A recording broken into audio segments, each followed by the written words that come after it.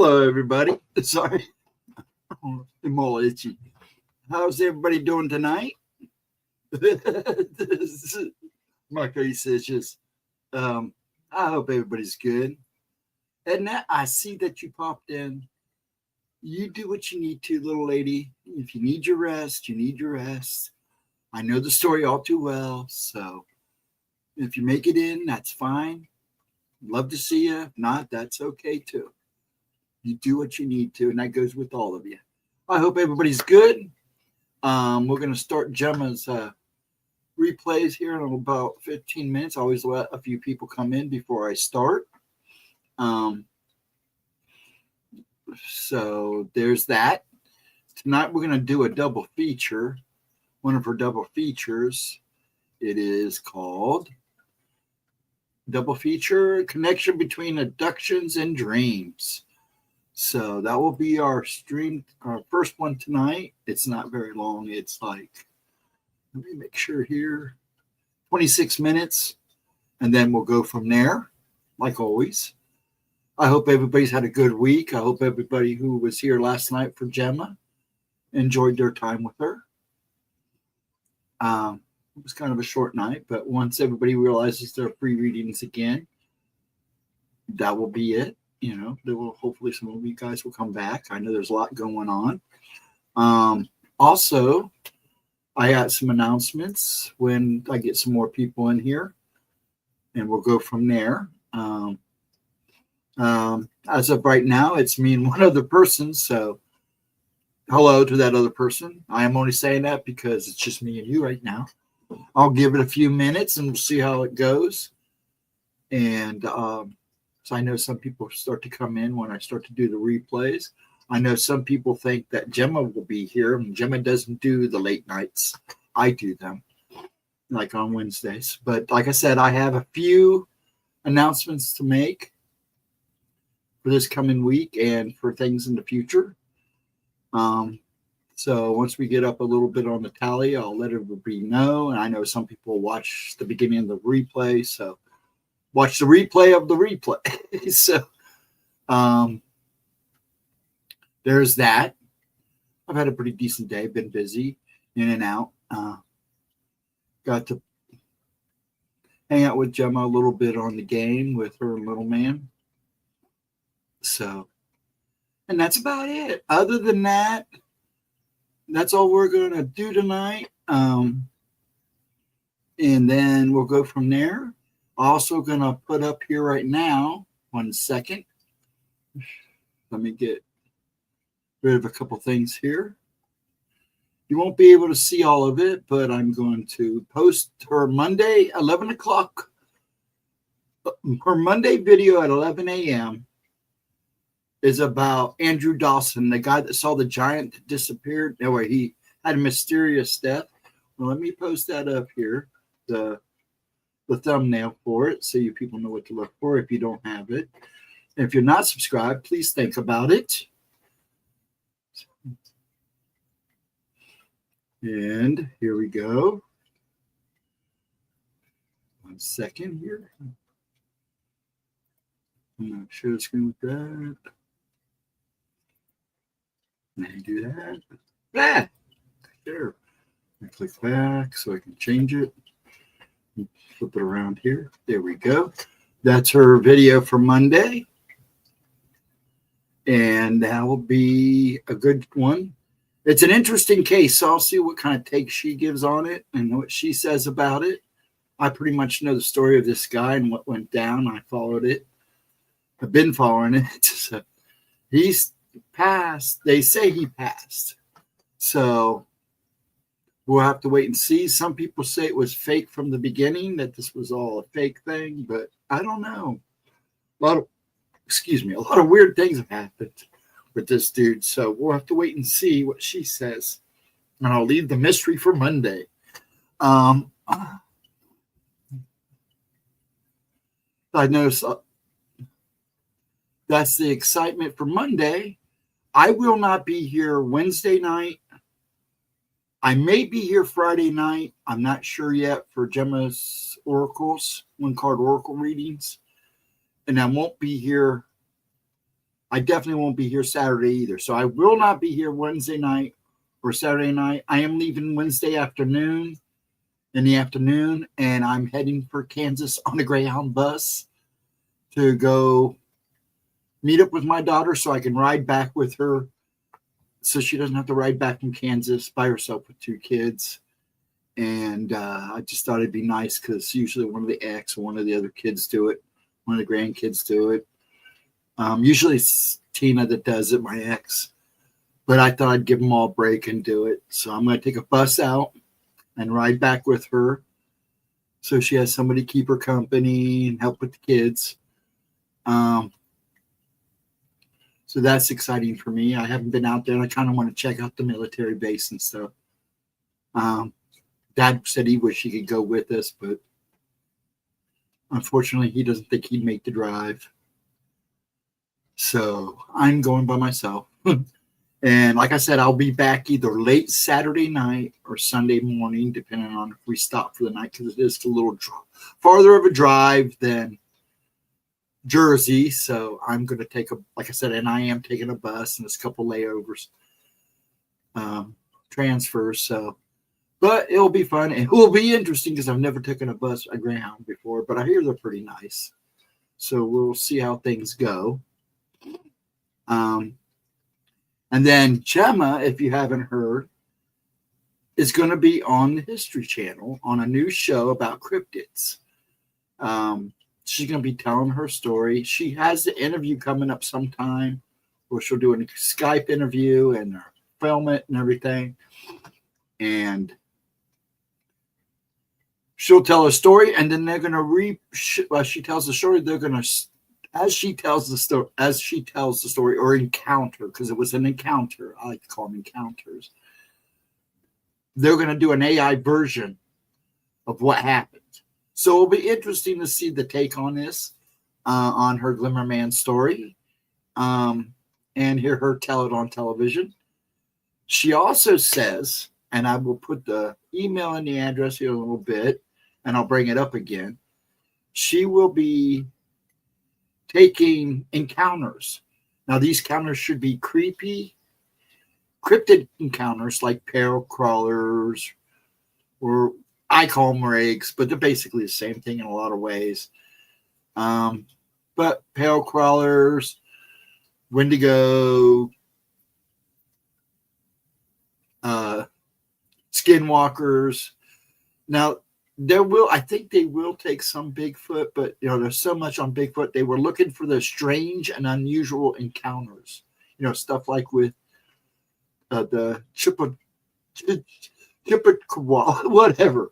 You know me, I can't talk very well, so you know what I'm talking about. And other things that are just not talked about a whole lot. Like Chip and Glimmerman, or the translucent types.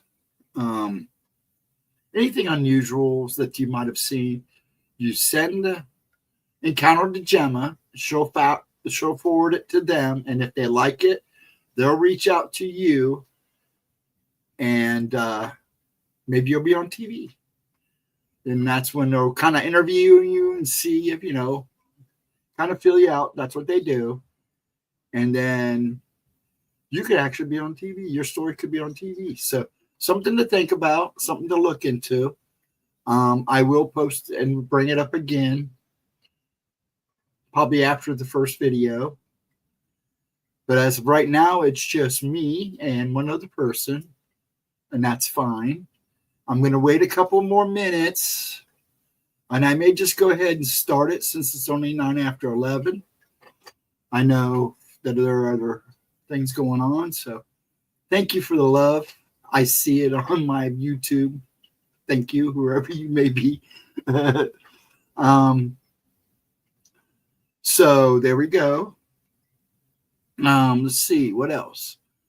So those are the things that are going on this week. We are going to go back to doing Paranormal Talk Tuesdays, but it will be for members only. And then as soon as it's done, she'll drop it in YouTube so everybody can view it. We wanted to do something for the members, and she wanted to do something for the members, because she hasn't really been able to do stuff for them. I mean, some of them get some of the Patreons get readings, but she felt bad for the members. They really haven't been able to do a whole lot for you folks. So we're going to do that. And then, like I said, when we're done with the stream, and about an hour or so after she does it, she'll put it on YouTube for everybody to watch. And she's got some more ideas running. She's working on doing reaction videos, so that should be interesting. And let's see what else. That should be it. So, yay. But once again, like I said, I will not be here Wednesday or Saturday. I may be here Friday, depending on how I can, how well the streaming is out by my daughters.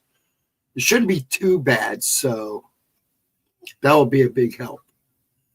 And I know she misses me when I'm not there, so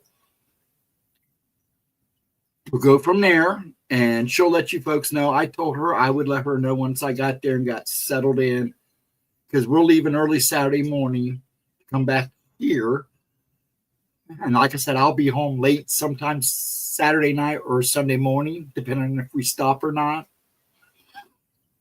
And then, remember, like I said, here after the first video upload, I will post her email address for those who don't have it.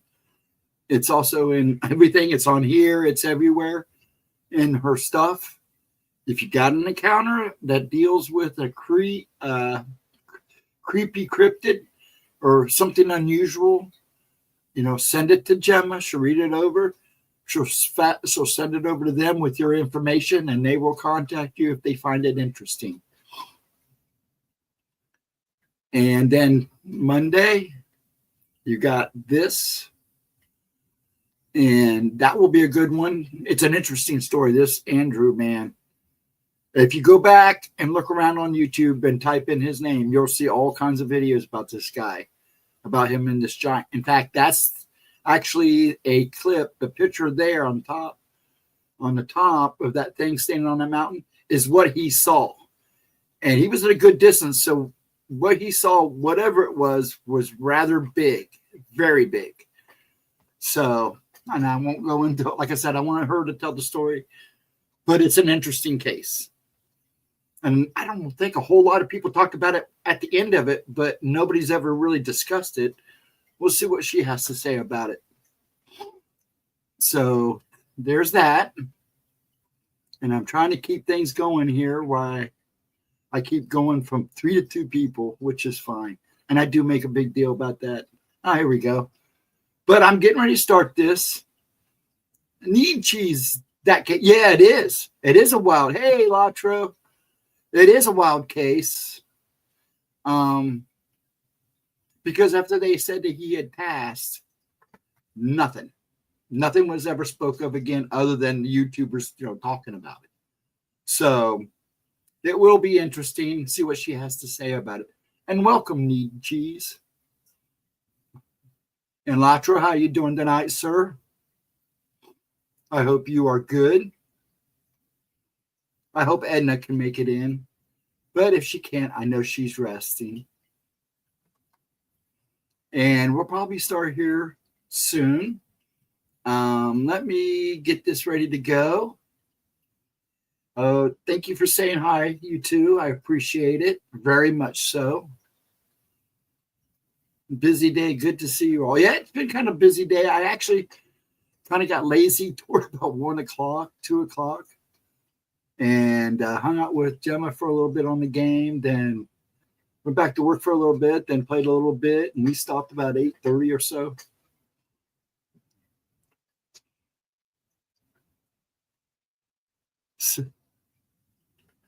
But yeah, that will be a good one. I'm actually hoping that I can catch us, that I'm not too busy Monday, that I can't stop. I always try to take a break about that time. I always try to take a break at 11 for this, because I know it's hard for her to be here.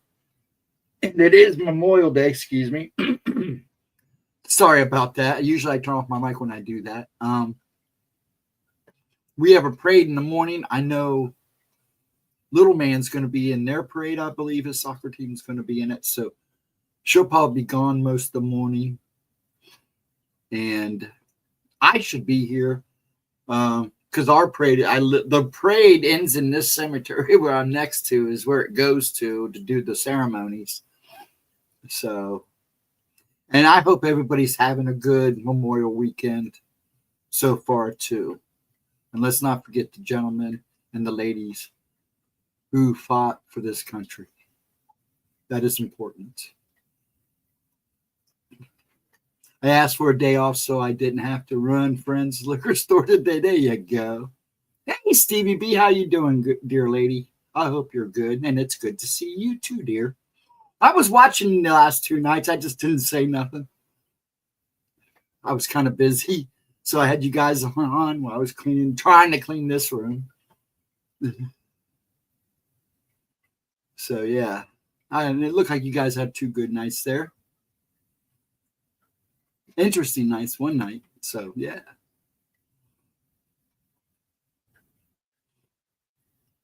I hope you and Mog are good and doing well.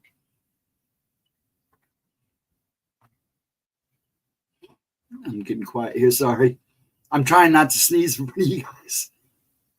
Yeah, I got a little into too much stuff earlier, and now I'm feeling it, and the allergy pill ain't doing its job.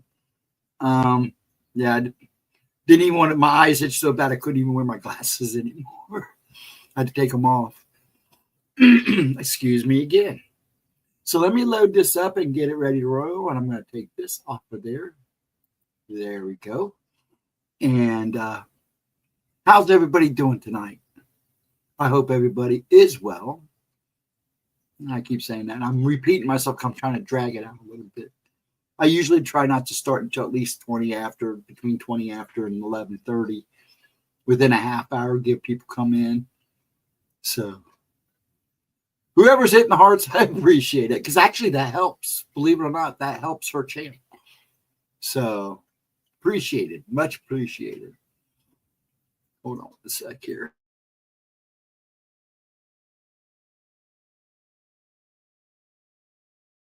There we go. I'm doing okay. Long week. Long work week's always long. Shows have been okay. Just been going through the motions of all of it all here lately. Thank you for always being there. We love you. We love you too. I love you too. You and Moggs are great. I've always kind of hung out in the background. No, I don't always say something. No, I don't always leave comments, but no, I'm watching. You know, one of those thumbs ups is mine. I try to stay as long as I can. Been looking into dog diets. If dogs are allowed to choose from a variety of foods, they will eat the meat first. Oh, yeah, for sure. Average of their carb consumption is 7% calories.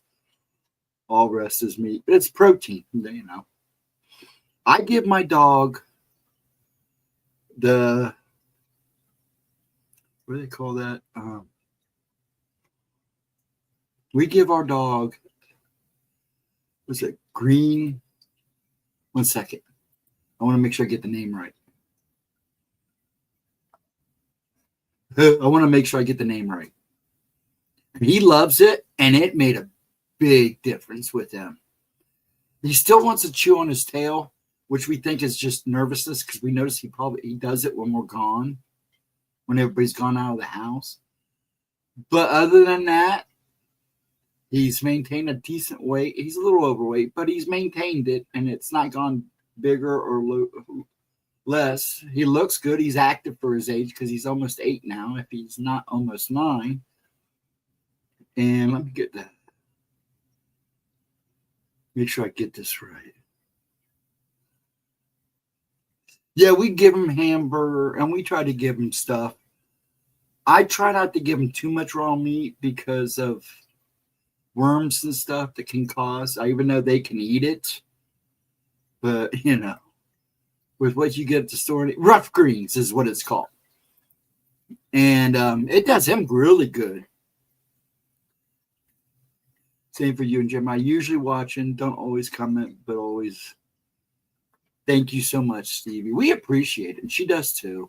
I mean, this is her channel. So, and I'm just her little co-host, her little pet dragon that she likes to drag around everywhere, but that's all right. I think sometimes people get the wrong impression of her because she's a lovely lady. We've gotten to be quite close. We're buddies in most parts. So, buddies in arms, and we try to stay out of trouble. We don't always happen that way. But yeah.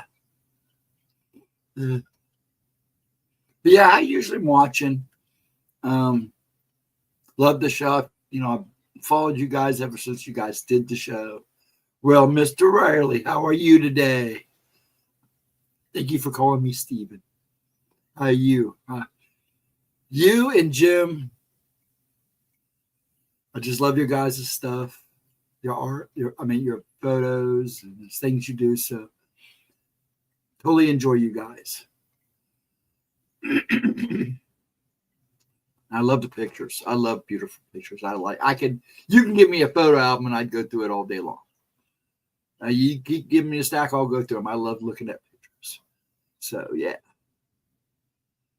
I'm good. Hanging tough. A little rough from allergies, but you know, I found out a very interesting piece of information. As America was being built, the Audubon Association and housing departments, when they built neighborhoods, they only planted, and I think a little bit has to do with the grocery stores too, only planted male trees in most of the neighborhoods. So if you live in a neighborhood, most of those trees in that neighborhood are probably male trees. And as the years gone by, the pollen has gotten strong because the male trees are the pollinators, right? And if there's no female trees around to soak up that pollen to bear fruit, what's that pollen do? It just floats around in the air and irritates everybody. So that's why everybody over the last couple of years, allergies are getting worse, is because in most neighborhoods, they're male trees. Now, if you go to Mexico or in Europe, I knew in Japan too, that they allow male and female trees are in the areas. You could literally pick the fruit off a tree in your neighborhood and eat it. So yeah, it was never, you know, I personally think the stores and stuff had something to do with that too, but because this all took place during the 30s and the 40s and the 50s, especially in the 40s and the 50s. And thus, this is why your allergy count is so high in neighborhoods and cities, is because most of the trees planted are male trees, and they have nowhere to disperse them. They're dispersing pollen that has nowhere to go. So it just literally fills the air. But when I read that, and then when I heard it, I had to go back and do my research, and it is true. It is very true. I also think it, like I said, if you could pick fruit off a tree in your neighborhood and go around and pick fruits off the street, who needs to go get produce, you know? Like apples and stuff and pears. So if you wonder why your allergies are bad and you live in a neighborhood or a suburban area or in the city, that's why. So stock up on your allergy medicine, because they're saying it's only going to get worse as time goes by. No wonder they have good. Ha ha ha! You're funny. Yeah, that's true though. Man, the pine trees I had in Florida would occasionally dust everything yellow. And that's probably why, is because there was nowhere for the pollen. Because the female trees suck up the pollen. The great pine tree state. We had some beautiful pines here. Now, in the pines that were here, now a bunch of them got cut down, which really bummed me out. Because behind the house, we used to have chemtrails, weather manipulation. That's part of it too. So, hello, Nighthawk. How you doing, good sir? You showed up in my StreamYard, but you didn't show up in YouTube, and it's because of what you said. To be quite honest, and I don't know if you know that or not, because we're considered a paranormal channel. We don't get too political here, so that's why it showed up on my StreamYard, but it didn't show up in chat. So if you question why it's not there, that's why. How you doing, sir? I'm not a big fan because the long needle pines that were behind our house what happens is it covers the ground. They're full of pine trees are very acidy trees. So when the pine needles fall on the ground and die, it stops grass from growing. That's why when you go to like the pine barrens, there's not a whole lot of greenery, is because of the acids that are coming out of the out of the pine that's laying dead on the ground. That does have something to do with it too, Nighthawk. But yeah, when I heard that, I had to do my research. It didn't take long because I got all my answers pretty fast, and it is true. And they're saying allergies will probably only get worse as time goes by, and they're begging neighborhoods and stuff to plant female trees now. So when you buy a tree to put in your yard, they're asking for female trees or blooming trees, because most blooming trees are female trees. Now, what's weird is in my neighborhood, we do have those little, what do they call them, crab apples. 2 trees next door, and those are female trees. But they pollinate each other because they have a male tree, I believe, along the fence line in the back. It's weird, but that's how it works. Excuse me again. Let me set up for this video, this upload for tonight.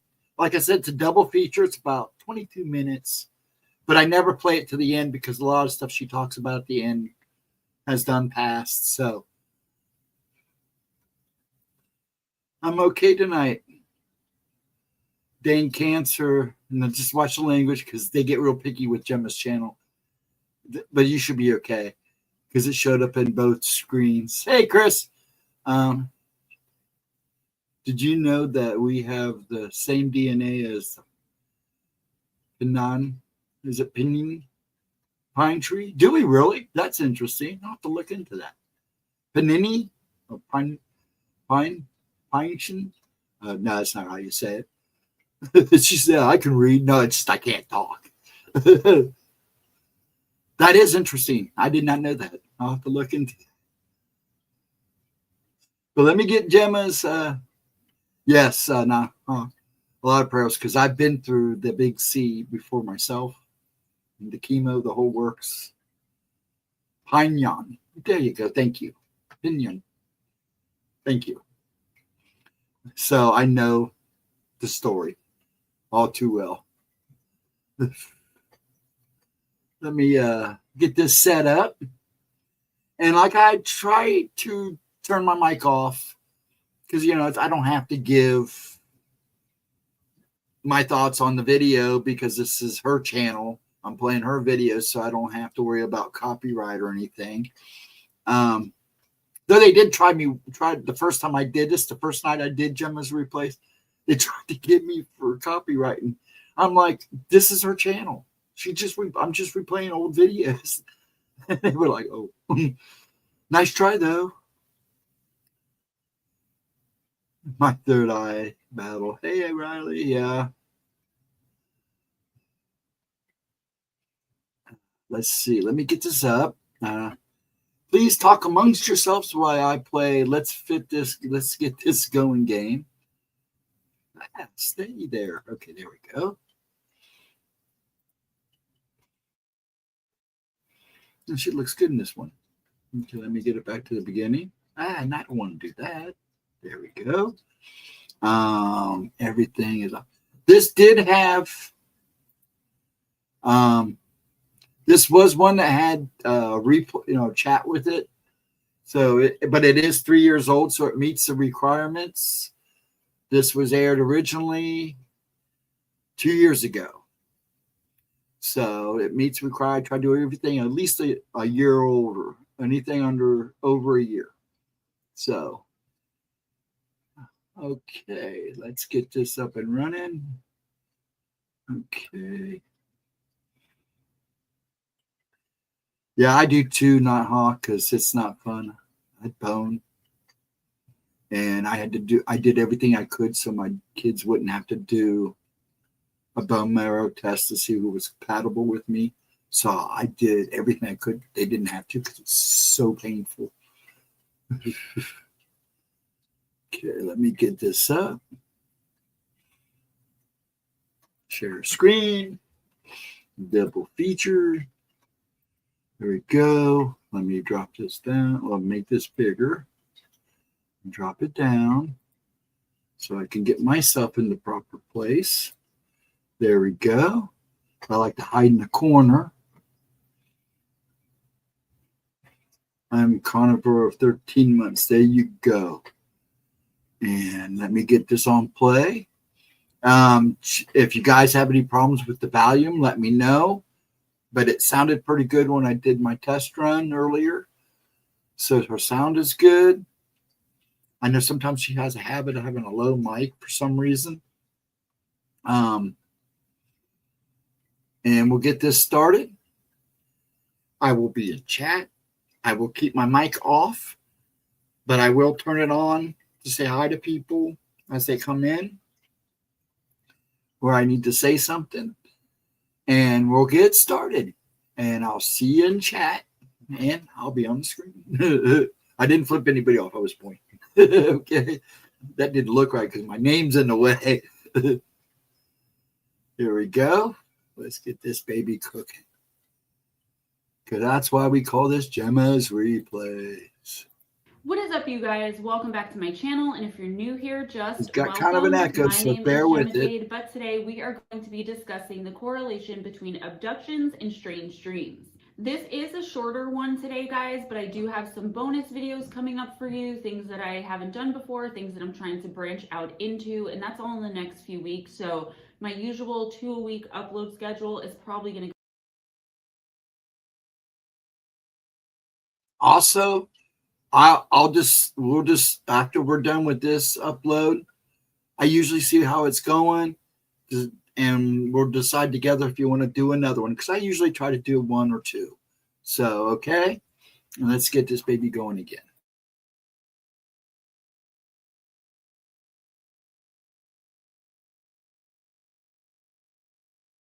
go to at least 3, at most 4, and we'll move on from there. It's recently come to my attention, mainly from all of the emails I've been receiving from you guys, but also due to all of the research I've been doing into all aspects of abduction phenomenon, again, mainly at your guys' request, that there is more than just a mere coincidental connection between being abducted by or merely having contact with extraterrestrials and having strange or nightmarish dreams and or visions.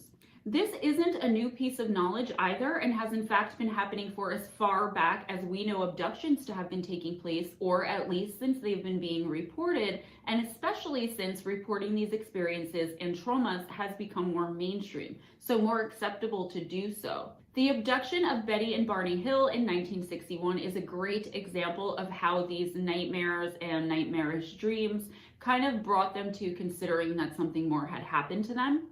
As we move through this video, please keep in mind that there are many connections that need to be made and many contradictions that still need to be ironed out. It seems as though one of our favorite new topics on this channel, shadow entities, might have something to do with all of that too. I just wrote an entire book on these shadow entities and sleep paralysis phenomenon and posited all types of theories, like whether or not they're shapeshifters, demons, time travelers, or even extraterrestrials. It all adds up somehow. So turn on your nightlights and put on your sleep masks as we settle in for the correlation between alien abductions and strange dreams, and possibly shadow people as well. Let's jump right in. In Boston, Massachusetts in 1961, a woman named Sally Salisbury woke from a restless sleep to the sight of several hate-filled and definitely malevolent shadow entities standing over her and staring down at her, apparently watching her as she slept.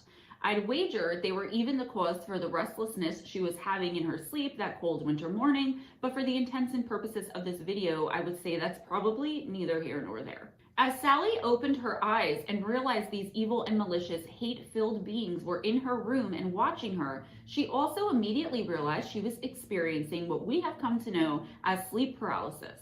The paralysis lasted only about a minute or two, and the entity vanished immediately upon her being able to move again. The next night, though, Sally had a really terrible dream where she was brought onto a spaceship where she was the victim of extremely invasive testing and procedures seemingly of a sexual and/or genetic nature. It involved invasive procedures in her private areas. So what's happening here? Is this some sort of new development with shadow beings lurking around potential abductees as some sort of warning, or perhaps even a prelude to the traumatic abductions themselves? Well, from what I can tell so far, it's definitely not a new thing, not by any means, but there isn't always a presence of these night-stalking strangers, but more often than not, they do visit either before or after an alien abduction takes place. Have any of you guys ever experienced anything like this? As always, either email me or let me know what you think, or any of your experiences in the comments below. Our next witness is a man named Leonard Murray who hails from Beckenham, Kent, England. In May of 1962, Leonard woke before dawn, and as he lay there in his bed, he immediately saw a, quote, spaceman, end quote, wearing, quote, a fishbowl space helmet, end quote. I'm sure we can all picture what this looks like in our heads right now, as this is the old school images of men from outer space, that big astronaut type helmet. And I say this because once again, and as usual, Hollywood somehow got it right. Anyways, this spacesuit was light blue in color, and our witness claims that this spaceman warned him of a third world war that was coming and suggested he and his family start preparing for the apocalypse that would surely follow and soon. So it's worth mentioning that this could very well have been just some deeply ingrained anxiety this man had about the Cold War, or it's also possible that he was actually visited by an ET of some sort that was seemingly very concerned with the state and future of humanity. As we all know, there hasn't been a World War III yet, and this was 60 years ago. Is it possible the ET was talking about further into the future than this?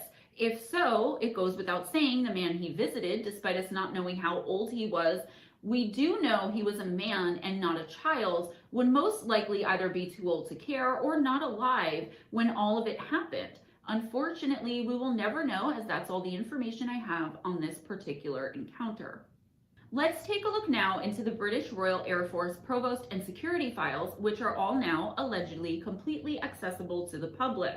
I looked this up, and I think this is their files about all things aerial, which includes UFOs, which would make sense, but if I'm wrong, please feel free to correct me in the comments below. So anyway, in one of the many reports, there is the bizarre encounter of the Morris family. This family were all together in the car and driving near the Staffordshire, England village of Barton under Needwood. It was the 4th of October, 1972 at approximately 11 p.m. Everyone in the car, so the whole family, claimed they saw a metallic-looking UFO hovering in the road directly in front of them, approximately 3 to 4 feet above the ground. The object made it so they were forced to come to a screeching halt and immediately were awe-inspired by what they were all witnessing. Within about 20 seconds, though, the hovering object took off at super high speeds back into the sky and disappeared from sight.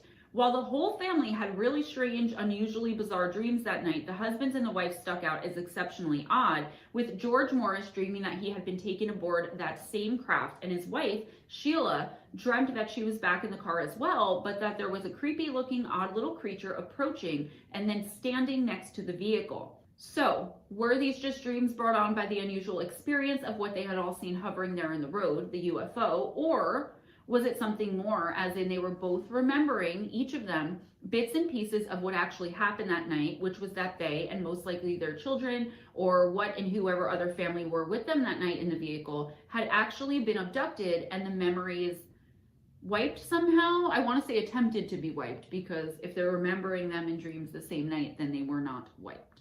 But I believe that something definitely tried to wipe the full memories. 3 friends, Sally, Mary, and Jen, were driving back home to Waco, Texas from a gig they had just done in Austin, Texas in April of 1982. They were teenagers, and so they were used to being up late and maybe experiencing some weird stuff. But what they saw on a lonely stretch of road at approximately 2 in the morning on this particular night was something else altogether. They experienced what this community has come to know and accept as missing time. The drive from Austin to Waco isn't a very long one, but when the girls got home, they were all freaked out by the 3 hours they all seemed to be missing and have no memory of. Almost immediately, all 3 of them started having the exact, extremely sinister and somewhat crazy same dreams of being accosted by dwarfish beings that, quote, had frog faces, end quote. The girls were all put through what we have come to know as usual experiments and probing, some would say similar to torture, and they were also all told that they would completely forget all about the experience. Seems someone or something out there got their wires crossed or made a very big mistake, because, as it turns out, not one of them actually did forget, obviously. In the early morning hours of Christmas Day in 1985, a woman named Sandra Green was driving home from a Christmas Eve party in the city of Bath in England when she saw a UFO hovering on the side of the road near Stonehenge, Wiltshire, also in England. Once she got home and went to sleep, she had a bizarre dream where 3 men who we have now come to know well as the Men in Black, warned her to mind her business when it came to UFOs and to not get involved. I guess this would mean she shouldn't report it and that she should just try to forget what she saw and move on. The dream was vivid though, and Sandra was and still is thoroughly convinced that the MIB had somehow found a way to get inside of her head and into her dreams in order to passive-aggressively threaten her, as they're known nowadays very much so to do. So are the MIB able to not only enter someone's head in dreams, but to manipulate them as well? I believe there's plenty of evidence suggesting that extraterrestrials themselves can do just that, as is evident in this video, and I'm also of the belief that the MIB are extraterrestrials who work for the human government, just my own opinion, in order to keep things hush-hush regarding and involving UFOs and extraterrestrial abductions and encounters in general. I looked to see if I could find just a few more short encounters to make this video just a little bit longer, and didn't find anything in my archives, but I'm sure as I search on, that will change and I'll be able to bring you all a part 2, which will be much longer. Between now and then though, I found so many different topics involving so-called dreams and extraterrestrial, supernatural, and just otherworldly entities and energies, and also so many possible connections between them,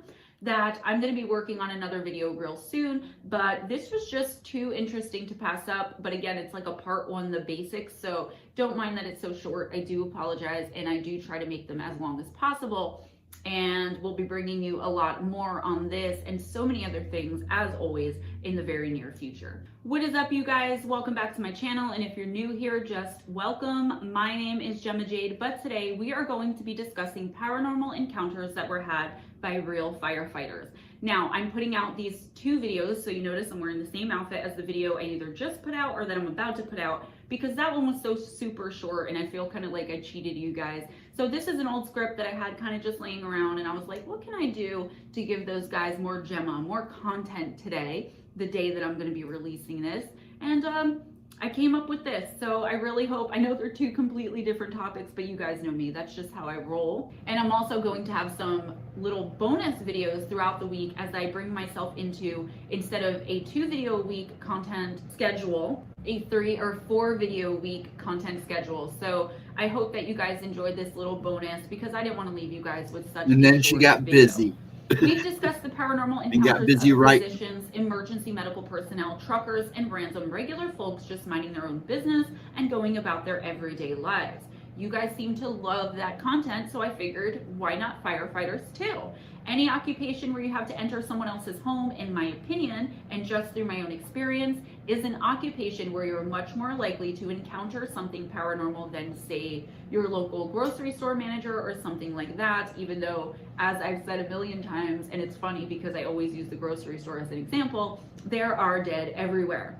In the heat of passion or in the state of extreme emergency, which much of the time firefighters are rushing into and experiencing, it's imperative that these men and women not only remember, but focus on their training. However, what happens When they encounter something nothing in this world could have ever prepared them for. Grab your axes and get ready to bust through the door and run, because I'm bringing to you some paranormal encounters had by firefighters. Let's jump right in. Our first encounter comes from one of the brave men who was employed as a firefighter in New York during the 9/11 terrorist attacks and was witness to the total devastation and destruction left behind in the aftermath. He was a first responder immediately after the towers went down and said that to this very day he cannot explain the series of events that happened to him on that terrible and tragic day so long ago. He explained, quote, "The day that the eyes of the world were looking at New York and 2 burning buildings, that day was a hectic one in all of the precincts. We got calls in early and drove fast to the World Trade Center. We pulled up and parked in front of the entrance. We got the hoses ready and rushed through the front entrance. We were clearing floor by floor. We were so close to the ground levels when I got separated from the rest of the unit. I was checking out offices when I saw some movement in the corner of my eyes. I snapped around and behind me stood a man, but the man's skin was burned black. He had a fireman's uniform on him and pearly blue eyes. I stood in shock and surprise and muttered, 'Sir, we need to get you out.' He just stood there as I said that. He opened his mouth and said, 'Your house is on fire. You should leave right now and save your wife and kids.' I was perplexed by this statement, and just as I was about to approach him to usher him outside, this horrible vision played in my head. My house was on fire. Walls were melting down. I could see my wife on the 2nd floor holding my infant son in her arms. They both got engulfed by the flames. They were gone in front of my eyes. I suddenly snapped out of this vision. I shook my head to check if I'm still here and saw the man was gone. Without any thought, I started running down the stairs, then to the front door. I never stopped running. I ran past my sergeant. I ran an entire block when the building collapsed. I didn't even stop for that. I ran to my house. To my relief, it was not on fire. I looked for my wife immediately. When I found them, I just embraced them and cried. I never told them about the vision. All I knew was that that man saved my life. I was the only survivor that day from my unit," end quote. So what do you guys think is going on here? I'm not sure, but I do believe that there's a possibility that this was a deceased firefighter either from earlier that day or whenever, because I mean, I'm only assuming here, but it makes sense because the entity or the apparition was wearing a fireman's outfit or uniform. Also, some speculation, maybe this witness was entering the 2nd tower, and this ghost of the firefighter gentleman who saved his life perhaps perished in the initial tower falling. Maybe the deceased firefighter knew the building was going to collapse any minute and that everyone inside was going to perish and showed our witness something horrific happening to his family. I mean, it makes sense because I highly doubt there could have been really anything else that would have gotten this brave man to just turn and run, not only out of the building without clearing it first, but from the entire scene as well, to run off duty. Just incredible, really. I mean, I've seen spirit do some really fantastic and amazing things to save random strangers, those that they loved. So I know we focus on the scary here a lot, but this is just wow. So I definitely believe it. Our next witness had been a junior firefighter for about 3 months when he finally got called to a real emergency. In the rig with him on the way to the fire were a chaplain, another junior firefighter, and 3 other interior firefighters whom he had never seen before and didn't recognize. I had to look up what interior firefighter meant, and this is what I was able to pull up. Quote, interior firefighter means an active volunteer firefighter who A, has the minimum training to conduct interior structural firefighting duties as determined by the fire district, department, or company, end quote.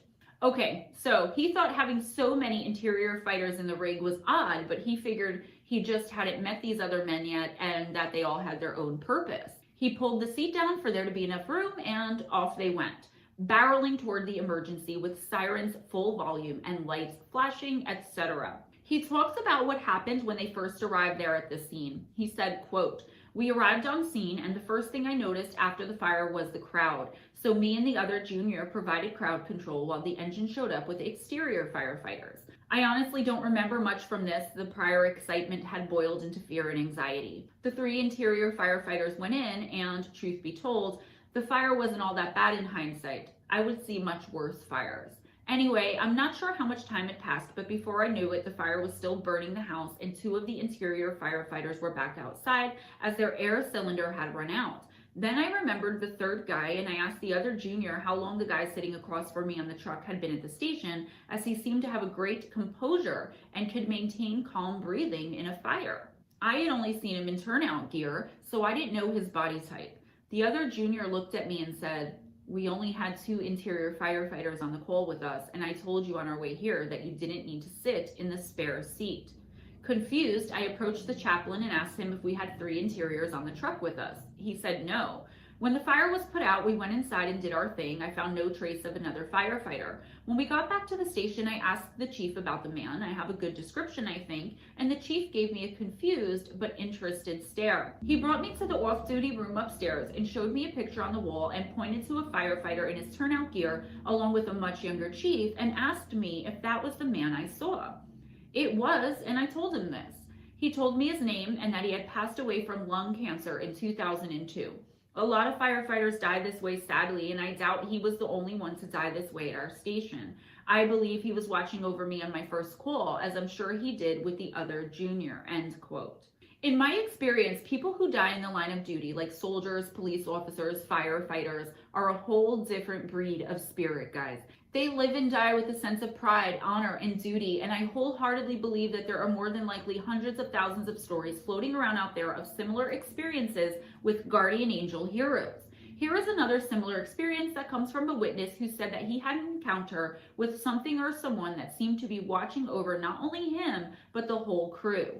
Here's what he had to say about it. Quote, "Our firehouse isn't haunted, at least not on a regular basis, but one of our engines is.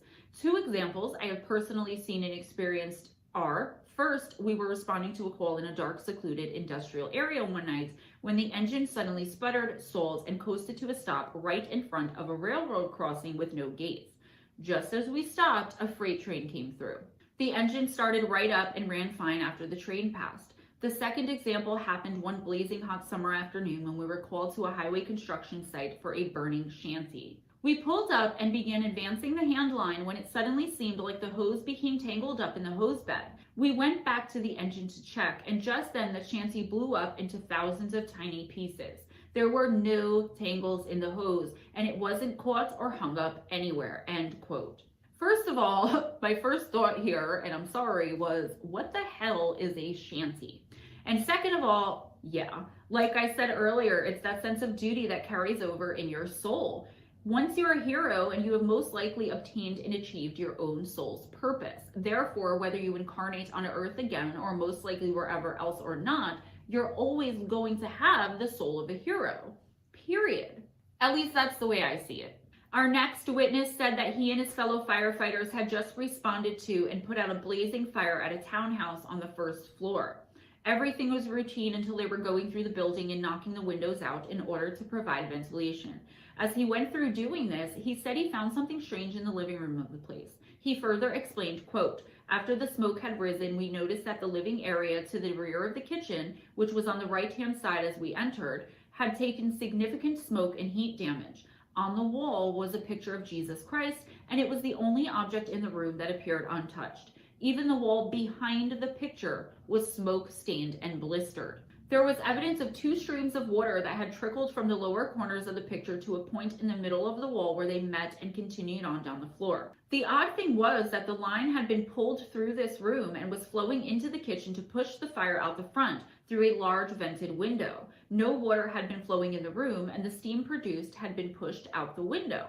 Even the fire marshal was amazed, and we haven't seen anything like it since. It kind of makes me wonder," end quote. All I'm going to say is I will reiterate, I say constantly, and that's it. Jesus is a rock star. Point blank, period. Moving on now to something a bit more sinister, and according to our witness, something possibly demonic and involving satanic worship as well. I'll let our witness explain it to you. Quote, "There was a fire about 6 or 7 years ago. The call was weird from the start. The first due engine didn't want to start. It was out on a run about 20 minutes before they got there. The house was fully engulfed. When they got there, the fire was burning in strange ways. At one point, flames were shooting out a window and taking a 90-degree turn upward. The investigators' pictures show the face of the devil in the smoke and the flames. I know it sounds like BS, but I have seen a few of these pictures and I've talked with some of the investigators. They were saying that the basement was rocking. When they went back the next day, it looked as though nothing burned downstairs. The weirdest part of the fire was the 911 call. The dispatcher said the caller's wife was in the background screaming, "You effed him off now. Look, he's gone and burned the place down." These people were allegedly Satan worshippers. Everyone in the department is afraid to even go on that road for calls. Incidentally, the name of the road is Angel Hill. Pretty weird, end quote. That was written a little bit confusing, but I hope you guys got the gist of it. I'm assuming that the witness, provided we believe this encounter really happened, is saying that the wife was telling the husband he had pissed the devil off and that the devil in turn was burning down their house. Pretty creepy, and honestly, this is why we don't mess with the devil or his minions. Can't ever be trusted, obviously.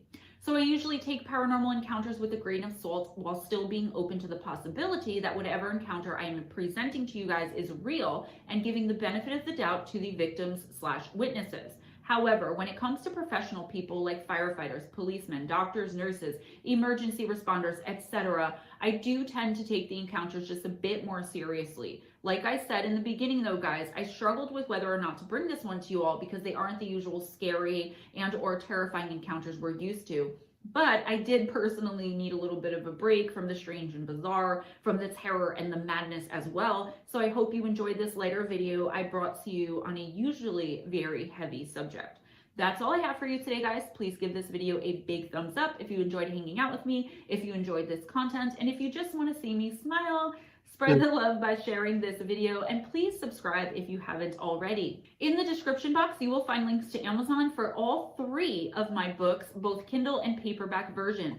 Missing the Fae Theory. There's a lot more books, folks, so please check them out. They're good books. I enjoyed them, and yeah, I'm a little biased, but I do enjoy Shadow them. Entities, Sleep Paralysis, and Beyond. That's Kindle and paperback. If you would like an autographed copy, email me before you make the purchase at GemmaJadeParanormal@gmail.com. Also, new information in the description box about new types of readings I'm doing, new things I'm doing with readings, Celtic Cross for Oracle for love readings, more specific readings like love readings, readings about business. I'm also allowing up to 3 questions to be asked depending on what type of reading you purchase and things like that. So please check that out as well. I'm planning on doing a few bonus videos this week and next week to see if I can keep up with the 3 to 4 video a week content. And I also want to start doing Anytime Oracle, which means whenever you stumble across the video, that's when you need to hear the message. And I'm going to be doing that over on my other channel, which has lain dormant for a really long time, I know, Moon Bear Oracle. So please go on over to Moon Bear Oracle, and I will try to leave a link in the description box for that as well. And subscribe if you're interested.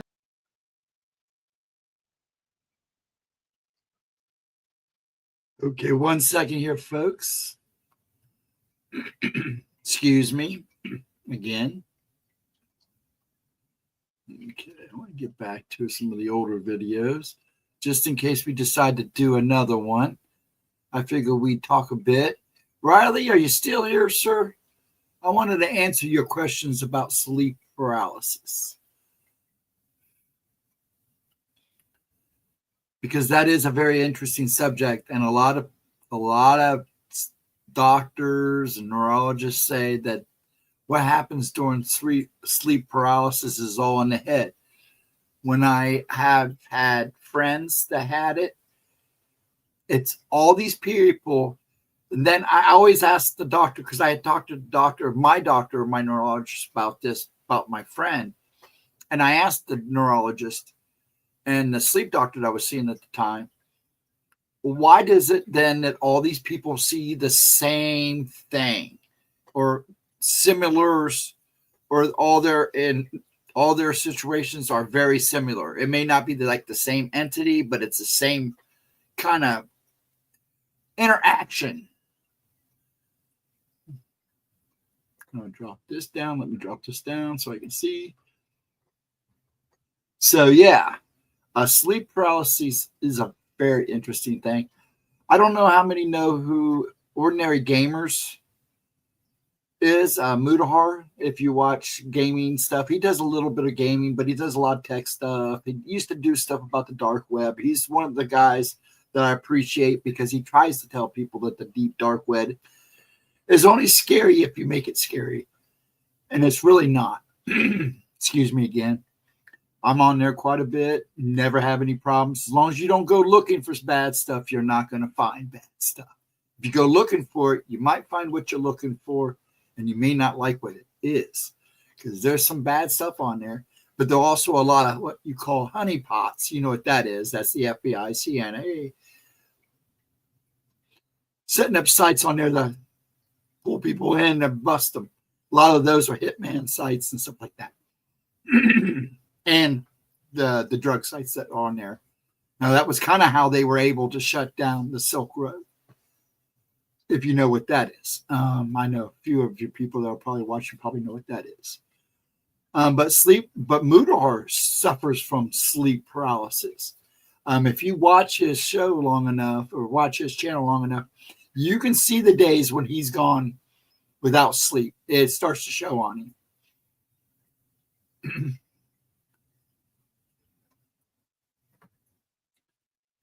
So, have anybody that's watching now have any idea?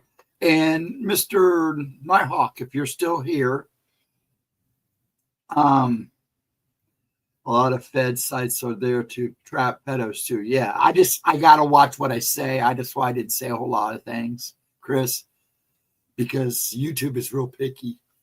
I already got a Dolan's once a couple weeks ago. Excuse me again, folks. And I fought it for her. I don't even think she knew I got it, but I got it. And I went straight to YouTube and I said, no. I said, no, that ain't going to happen. And they gave him her green back. So, but yeah, a lot of that is, not a lot of it, but a lot of it is on that. They do try to catch those guys. It's usually hitmen in those sites. And they do. And actually, I don't know if you've ever been on the dark web, Chris, but a lot of those sites are ever changing. You might find a site that's really cool and go back the next day and be gone. So, excuse me. I drank my drink too fast. My Gatorade too fast. But yeah, and Nighthawk, yeah. Actually, if you're still listening, sir, in fact, this is the perfect time to do this again.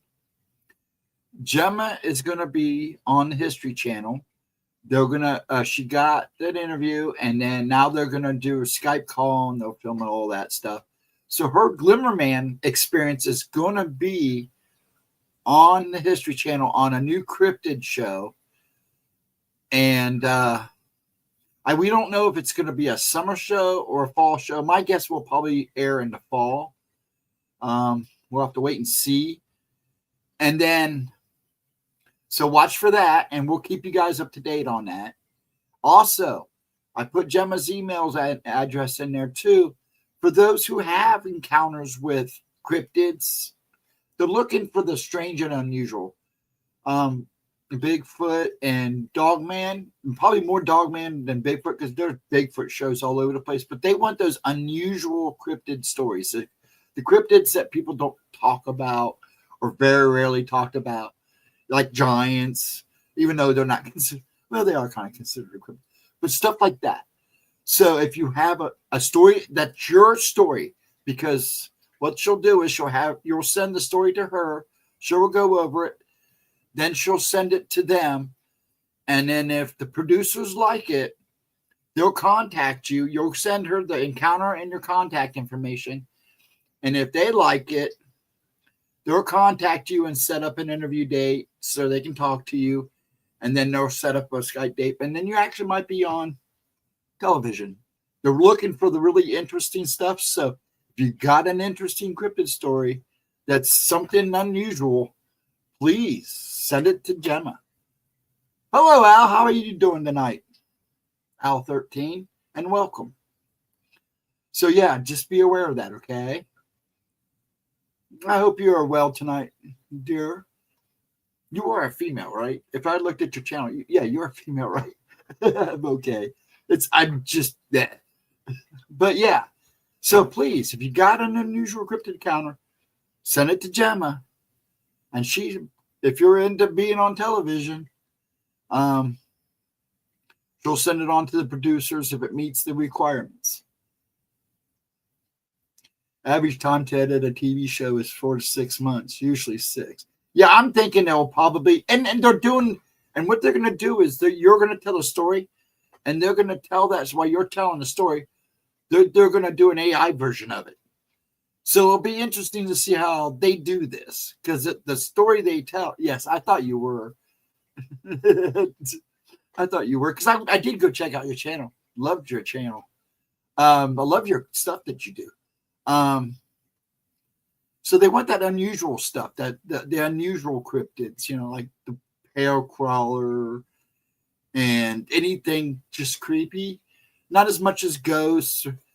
If it's a good Bigfoot, they might. But a lot of that they want is the unusual stuff, the stuff that just blows your mind. Oh, you're welcome. The stuff that you're like, okay, this is different. So I'm actually I got a few of them of my own. So, and 2 of them I think she has already. I don't know if I want to be on TV, but they would be interesting to see how they do it in AI. So it'll be good. It will be good. So yeah, do that. Everybody benefits from it. Even she does. So it's a good thing. Yeah, something will grab the audience, but they want it to be like a cryptid.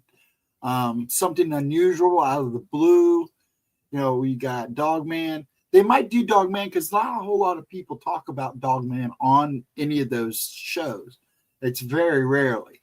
A lot of it's Bigfoot stuff, and ghosts and the things that go boo in the dark.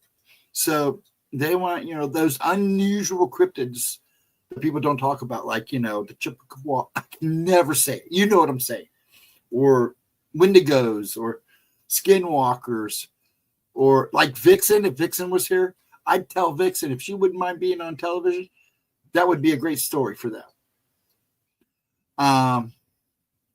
Stuff like that. So yeah, if you got a good one, please. The address is in the chat. It's also all over the place on her page. So please send it a good one. If you don't mind being on TV, send it in. She'll look it over, see if it meets their requirement. She'll send it to them, and they'll contact you if they're going to do it. But it sounds like it might be a neat show. I like to see how they do this AI thing. AI is getting so advanced now. Al will tell you that. She does a lot of stuff with AI. It's getting pretty advanced. So, it's going to actually shut down OnlyFans because it's gone a lot to AI and it's losing money. The guy's going to sell it. I don't do OnlyFans, but I'm just saying it's probably a good thing, actually. Anyways, but that's my personal opinion. But yeah, it'll be interesting. I can't wait. I believe hers is going to be one of the first batch from what it sounds like. And they found her on YouTube. So they are going through YouTube. History Channel does go through YouTube and the platforms looking for these type of stories. And so be aware. Now, I don't know if anybody else is up to another one. I'm more than happy to play another one. Yeah, and you figure, and to add to that, Chris, you figure editing time for that is about right. But then you got to add in AI. So that might take it a little longer. Depends on how the quality of the AI is. I'm sure it'll be, I'm hoping if it's History Channel, it'll be better.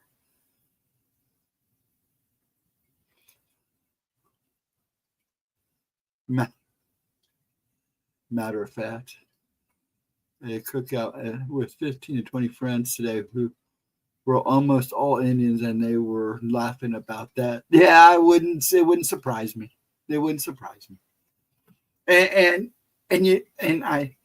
All I ask, Chris, is how you phrase that. Just watch how you phrase that. I don't want to offend anybody, but you're on the nose on that one.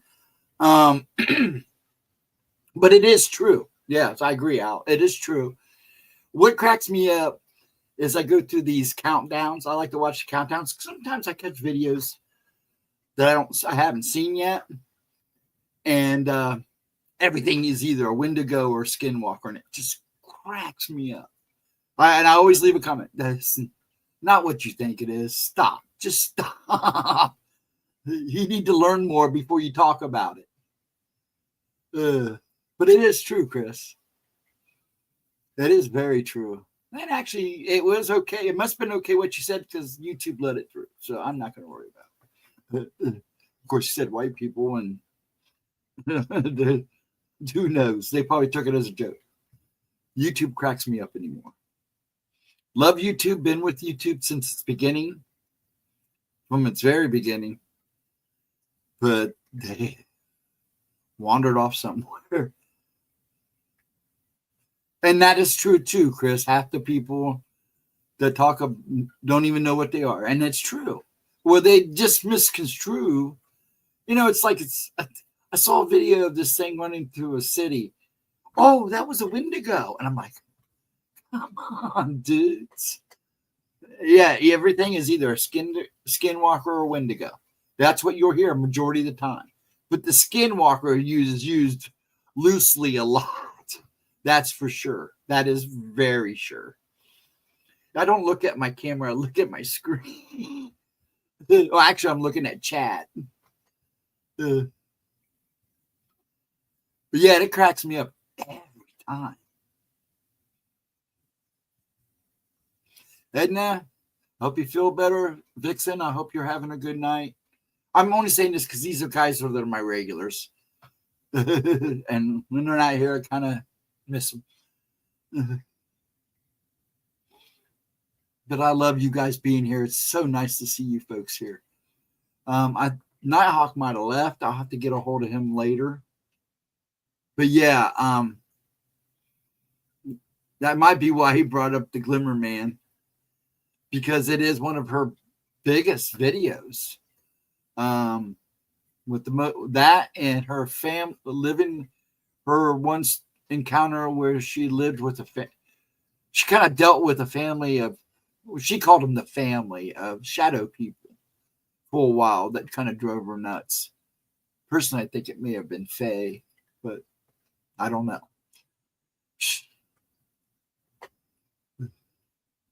Well, actually, any reservation skinwalkers are blamed for a lot of things. Seriously, probably. I don't know.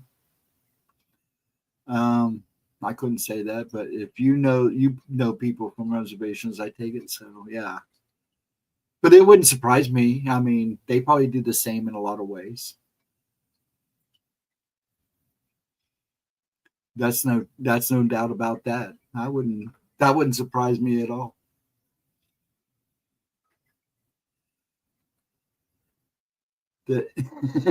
Everybody puts words in there that I can't pronounce because of my issues.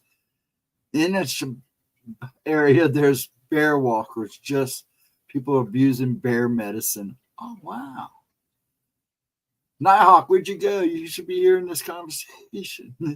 That's all right. I know he's got things to do, and I know I don't know how far behind on time he is.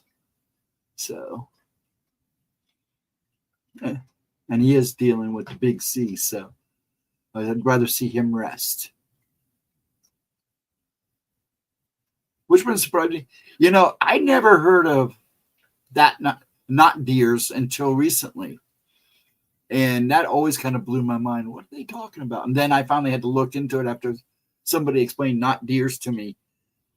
And actually, it was like, wow. I've seen deer here that just don't look right. There's something off about them.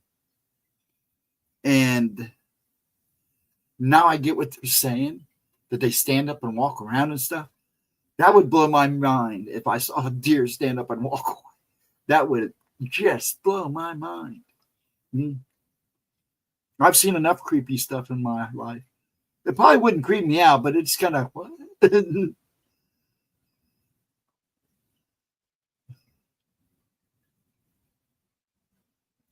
That's like Gemma was seeing I don't, what she called that thing? It was like a female deer with a human head. I don't know, but I mean, you guys know it. I'm still learning some terms because turns out all these years I was calling one thing and they were actually being called something. So you got kind of locked away somewhere.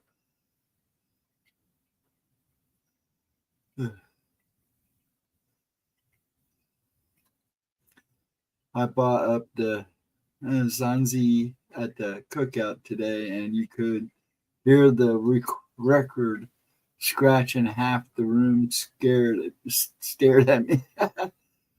Hear the record scratch and half the room stared at me. Oh, jeez. What?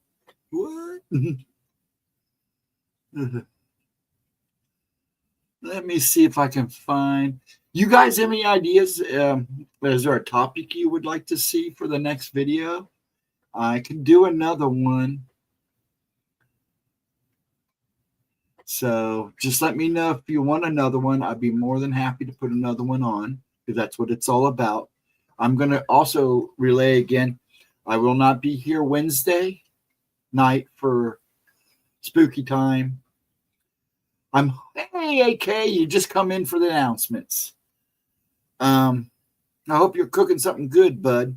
I'm kind of hungry. No, we ate good today. We had tacos. We had tacos. So I won't be here Wednesday. I'm hoping to be here Friday night for oracles. If everything goes as planned where I'm going, I should be here. And then I won't be here Saturday night for Gemma's replays because I'll be on my way home. I'm going to go get my daughter. I'm taking a Greyhound to go see my daughter. And then Saturday, I'm riding back with her because she didn't want to ride back with two kids by herself from the base, from Kansas. With this crazy weather, I don't blame her. But she wants to come back for a little bit, hang out with the family. We had Navajo tacos today. I had good old Steve tacos today. So, El Paso. I went cheap today. Fried bread. That's the way it should be. So I won't be here those days. I should be here Friday. I don't see why I won't have a problem streaming. She has pretty good service. Gets kind of touchy sometimes. I like making those tacos. Actually, the fried bread tacos are really good. I do like those too. And then, like I said, Gemma will be on History Channel. They're getting ready to, for them to send them everything for her Skype and her little interview that will be recorded.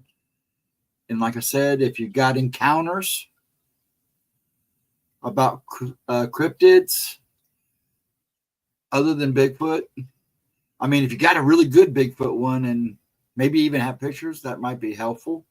But they want the unusual stuff. They like Al said, they want the stuff that's not talked about. They catch the viewer's attention stuff.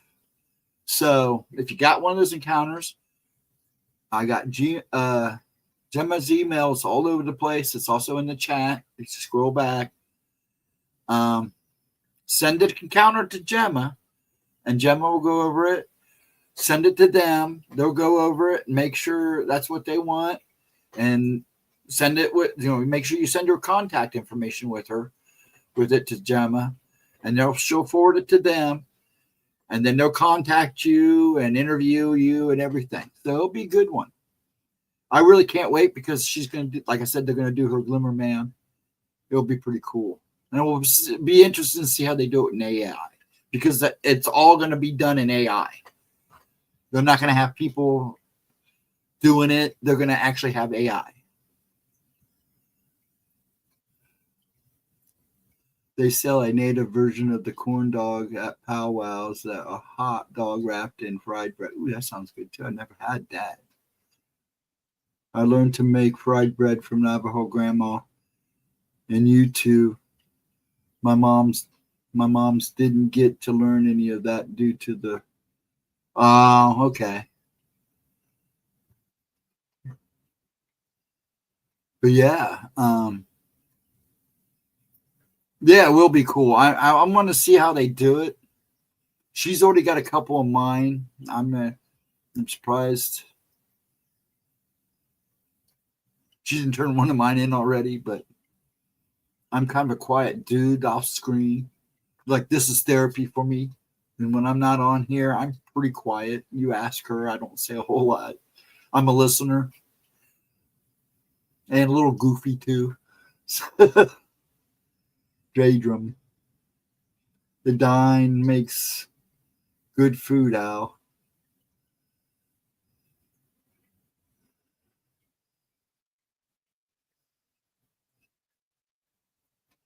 There's a dine in the Alberta too. Oh, wow. Didn't know they were all over the place.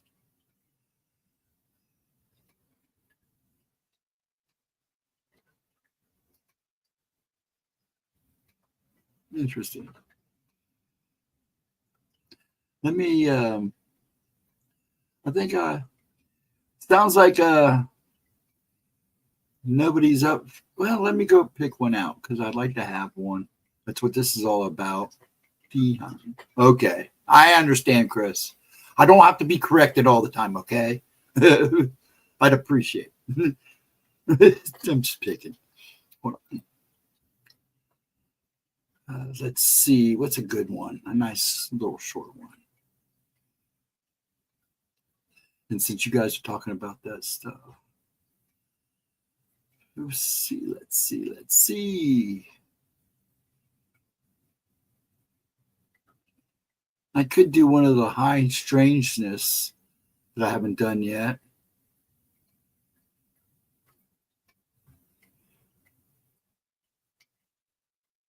Yeah, I'm going to end up doing some of her missing persons and cold case ones. Let's do static entities because I've seen them before too, a couple times. How's that sound, folks? That sound good?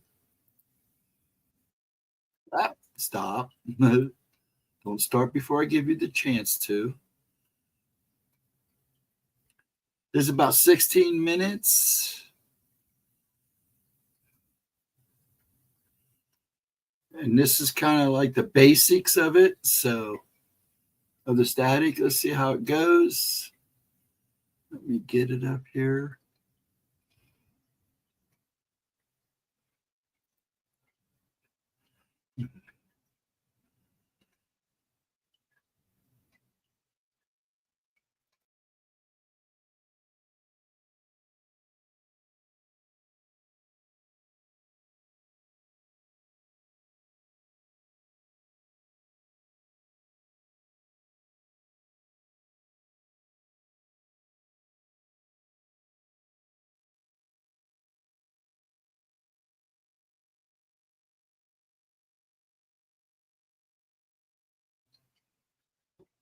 You folks up to another one? It's up to you, but you got to let me know. I'm going to, if I don't have, well, let's go ahead and do it. Got to move stuff around. There we go.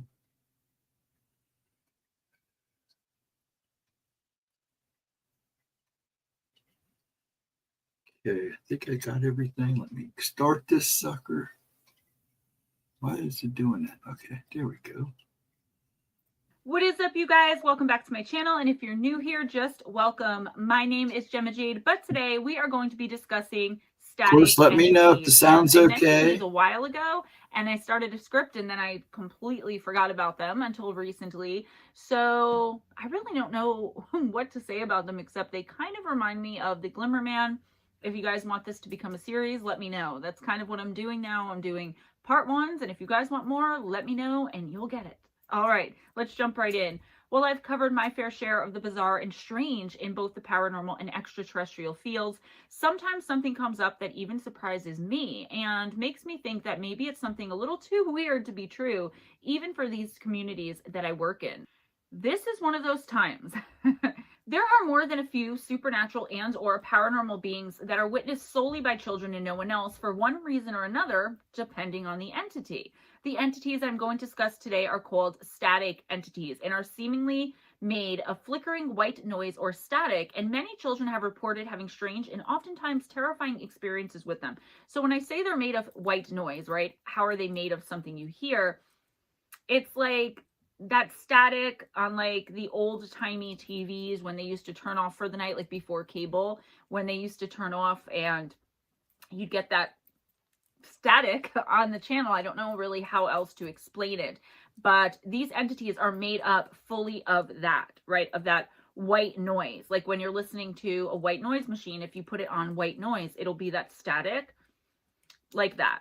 I became aware of this phenomenon some time ago, but completely forgot about it, like I said, with all of my other research and just who I am as a human being and getting distracted and moving on to something else halfway through a script. The beings flicker in and out like the static on a television. I still have so much research to do on these beings, but needed to get this information out to you guys while it's still fresh in my mind and give you all the basics so I can move forward with the research and try and figure this one out at least a little bit more than what I know now. So far, I can't categorize or classify them. Possibly I could say they're kind of humanoid and almost exclusively seen by children.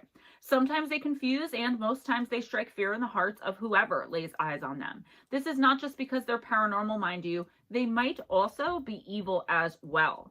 That's precisely why I felt the need to share what I know so far with you. Are these entities drawn to children and the young, or is it just that these are the ones who are more prone and open to being susceptible to seeing something like this? Because remember, I said almost always appear to children. A humanoid creature so unknown and bizarre makes me kind of wonder what else is lurking around our children that most of us can't see. I don't know if I've ever had an encounter with one of these entities, so I also must wonder, are they new? And if so, why are they appearing kind of all over the place now? So here it is, encounters with static entities. Someone posted the following about the unknown entities on one paranormal forum or another about experiences. Quote, they are most often seen by young children, usually from the ages of 3 to 8, or are seen in the proximity of children. One story I found is that of a mother who saw one of these beings watching her infant son in his crib. Another tells of a young boy who went missing in the woods for several days after he followed the quote-unquote fuzzy man. He was eventually found alive and in perfect condition despite having been in the woods for several days. This came as a surprise to everyone who found him. The precise nature of their relationship with children is still unclear, but it continues to appear in these cases. End of quote. Another person gave an account of her own personal experiences with these beings from when she was younger. She was about 8 years old at the time and was sitting in what she called a, quote, lounge at the end of the hallway, end quote, in her home. This witness claims to not be able to clearly remember exactly what she was doing in this lounge, but that she remembers the encounter quite vividly. She reported, quote, all of a sudden I had a really powerful urge to look at the end of the hallway. We had recently brought a coat stand from a boot sale, and this was in the middle of the hallway now. As I stood there, I saw a human outline, but entirely filled with TV-like static. I remember little bits of yellow and blue in it, but was mainly white, and it came out of the bedroom on the left and was in a running stance, but it was really weird because it was in slow motion, and it ran from the left to the back door on the right. As it ran, it grabbed the coat stand and pulled it down, and it fell to the floor. I was just standing there in shock and so scared. I ran to my sister and told her what had happened, and when we went back into the hallway, the stand was still on the floor. That was the only time I saw it. I don't know why I saw it or why it pulled the stand down. It was all just so surreal. I did have some other experiences in that house that were paranormal, so maybe it was all connected. End of quote. This is creepy on so many different levels. I mean, the thing is in a running stance but moving in slow motion.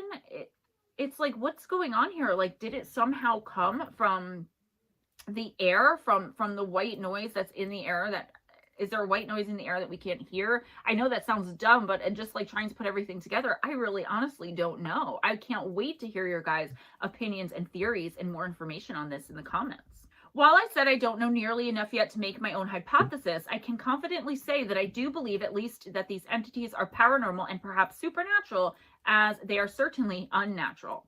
I mean, people aren't made of static, right? I can't help but keep returning in my mind to thoughts of the elusive Glimmer Man encounter that I had. While I know they aren't one and the same, it's the closest thing I can get my mind to consider when trying to understand what something like this actually looks like. There's a similar encounter that also happens to a little kid inside of his own home, a place where he's supposed to feel safe, but I'm pretty sure after this that his security was at least a little bit shattered. He said he was getting up in the middle of the night to get a glass of water. For some reason he still can't explain, he says he went into his parents' room after getting the water. This was not normal, as he would get the water and go back to his room and go back into his bed and go to sleep. He slept in his own room at the time, and he says the only thing he can think of is that he was being drawn to his parents' room for some reason. The witness stated about his encounter, quote, "When I walked into their room, no door, I saw on the other side of their bed a huge humanoid shape that looked like it was made of static from a TV, except the white was purple and kind of like when you rub your eyes through your eyelids. I immediately just laid back down and went to sleep right there and woke up there in the morning. Don't think I ever told anyone about it until years later. I was 3 or 4, so it's possible my imagination just went nuts, but it always stuck with me," end of quote. So he just laid on his parents' floor and went to sleep. This is something I talk about all the time when I'm like, can certain entities just knock people out? Like, knock, especially children. Like when I was telling you guys about how my mom saw that Jinn at the bottom of her bed and my son had woken up seconds before her and he screamed no, and then he was back to sleep for the entire ordeal of my mom seeing this thing and jumping out of bed and freaking out. So can they put people out? I mean, I believe very much that they can, and this leads me to believe that possibly they're extraterrestrial, because ETs, let's face it, have a habit of doing that to if a person that they're planning on abducting or are abducting is sleeping in bed or in the home with someone else when they come, that person never wakes up no matter what happens. So we pretty much know as a community that they're putting the people out. Just something to think about, guys. I also came across some recurring encounters. Like, someone will encounter the entity first as a little kid or a small child, and then receive visitations or encounter the entity again multiple times throughout their lives. This next witness says that from very early on in his childhood, he has had experiences where he would see, quote, visual snow, end of quote, over his regular field of vision. Kind of like that white and or gray static that used to always be on televisions way back in the day when they would go off for the night or when the channel didn't get reception, but laying over everything he was looking at. So you're looking at this video of me right now, but there's all static in front of me. You can still see me, you can still hear me, but I'm through this white noise static haze. The witness says that through this white noise visual snow type haze, suddenly humanoid forms would shape out of this visual white noise. Can we call it tangible white noise at this point? I mean, can you reach out and touch them? I don't know, but I'm thinking about it because it's so hard to explain otherwise. According to the mysterious universe, quote, these entities congeal out of the static seemingly made of this visual snow, and according to him, appeared in corners at the edge of the bed, in windowsills, and dancing in fields, end of quote. This phenomenon haunted him throughout his childhood, but he always thought it was just poor vision and pareidolia, which I don't know what that is, but I'll let you know in the description box. However, when in years later he had corrective eye surgery done, the phenomenon did not go away, and neither did the entities. The witness says of his experiences, quote, I was incredibly myopic and I have an astigmatism. However, last December I had a PRK, a laser eye surgery, and the static never went away. Because it's always been there, if I'm not focused on it, I can sort of tune out the static like a white noise, and that's how I usually go about the day-to-day. When I was a kid, I always told myself it was just my imagination, but lying in my bed at night, it was hard to believe it was all in my head. Now, in the past 4 years, I've stopped trying to ignore them. I don't avidly seek them out, but I must admit that there's something magnetic about them. I'm not sure if I'm making any sense. The whole situation is very difficult to describe. First comes the anxiety, then I see them, and then something just clicks. It could just be depersonalization or derealization, but it's also very surreal. I try to draw features when I can, but the more I focus on them, the more their features seem to shift without moving. I used to think they were aliens. I was always terrified of aliens. Then I thought they were quote unquote good folk. Now I believe that it's all the same. To me, it doesn't really matter if they're a figment of my mind or an actual entity, aliens or fairies or ghosts or whatever. Regardless of the nature of their existence, I see them. Others see them. So something, somehow, some way must be there. End quote. If you remember in the beginning of this video, I mentioned that these entities almost exclusively appeared to children, and although I personally haven't ever seen them, I did find a report or two where they did appear to adults or where adults saw them. There's a man in Mexico who also posted on these forums I'm always reading and searching and getting my witness accounts from, who claims he encountered a quote-unquote static man one time. Here is what he had to say. I don't speak English very well, so I hope you can understand if I misspell. I tried to tell you my experience with a static man, but first to enter in context, I am from Mexico, more specifically in a city called Córdoba in the state of Veracruz. I living in a small house. In my room, I have a television. I have a television from the mid-90s, which does not work. With that said, I will start my experience. This happened to me 2 weeks ago while it was already dark at approximately 12 or 1 in the morning. I was asleep when I wake up from a feeling of too much terror, feeling like someone is looking at me. I see in my room, looking if something is in my room. When I started to see as a human being made of statics. I don't know if leaving my television or entering this. I fear to get out of bed and go to my door of my room where I keep a weapon to defend myself in case of an intruder in my house. Meanwhile, I see this thing disappear in a very strange way, like it's out of smoke. I go to my bed trying to analyze what happened and try to sleep, and this is all my experience with static creatures, end of quote. So I didn't fix that up because I was quoting the witness. What he was saying is he woke up with this overwhelming feeling of terror, and he realized there was a static entity. And at first, when he looked at it, because he was waking up from sleep, he thought that he was looking at, like, he had left the TV on. You know how our minds will go to great lengths to try to explain things away. So he thought he had left the television on, and he realized he did it. And then he's like, what the hell? So he just thought this thing was rummaging through his room. He didn't really know what was going on. So when he went to grab a weapon, the thing disappeared kind of, I don't know if in a puff of smoke or just in some mist, which aliens are known for cloaking themselves with mist. So I don't know. The original witness in the script that had the first experience did notice some commonalities to other entities, and I can't wait to further the research on them and plan on doing it really soon, as long as you guys give me the go-ahead in the comments.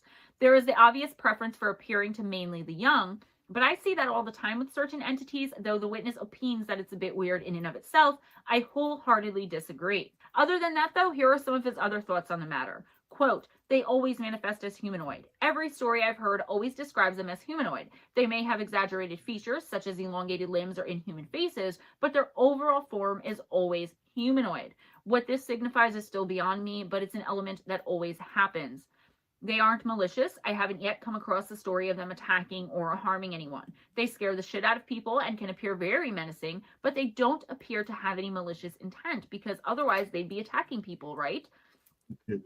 This points to another intriguing aspect that I am currently investigating. They are intelligent. They're intelligent, guys. The guy knew to pull the coat rack down to kind of distract her, and maybe he thought she was going to give chase, and he was like, oh crap, I'm stuck in slow motion, let me slow her down. I just don't know. Are we just not hearing of people who have been attacked?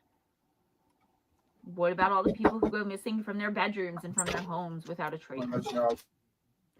I don't know.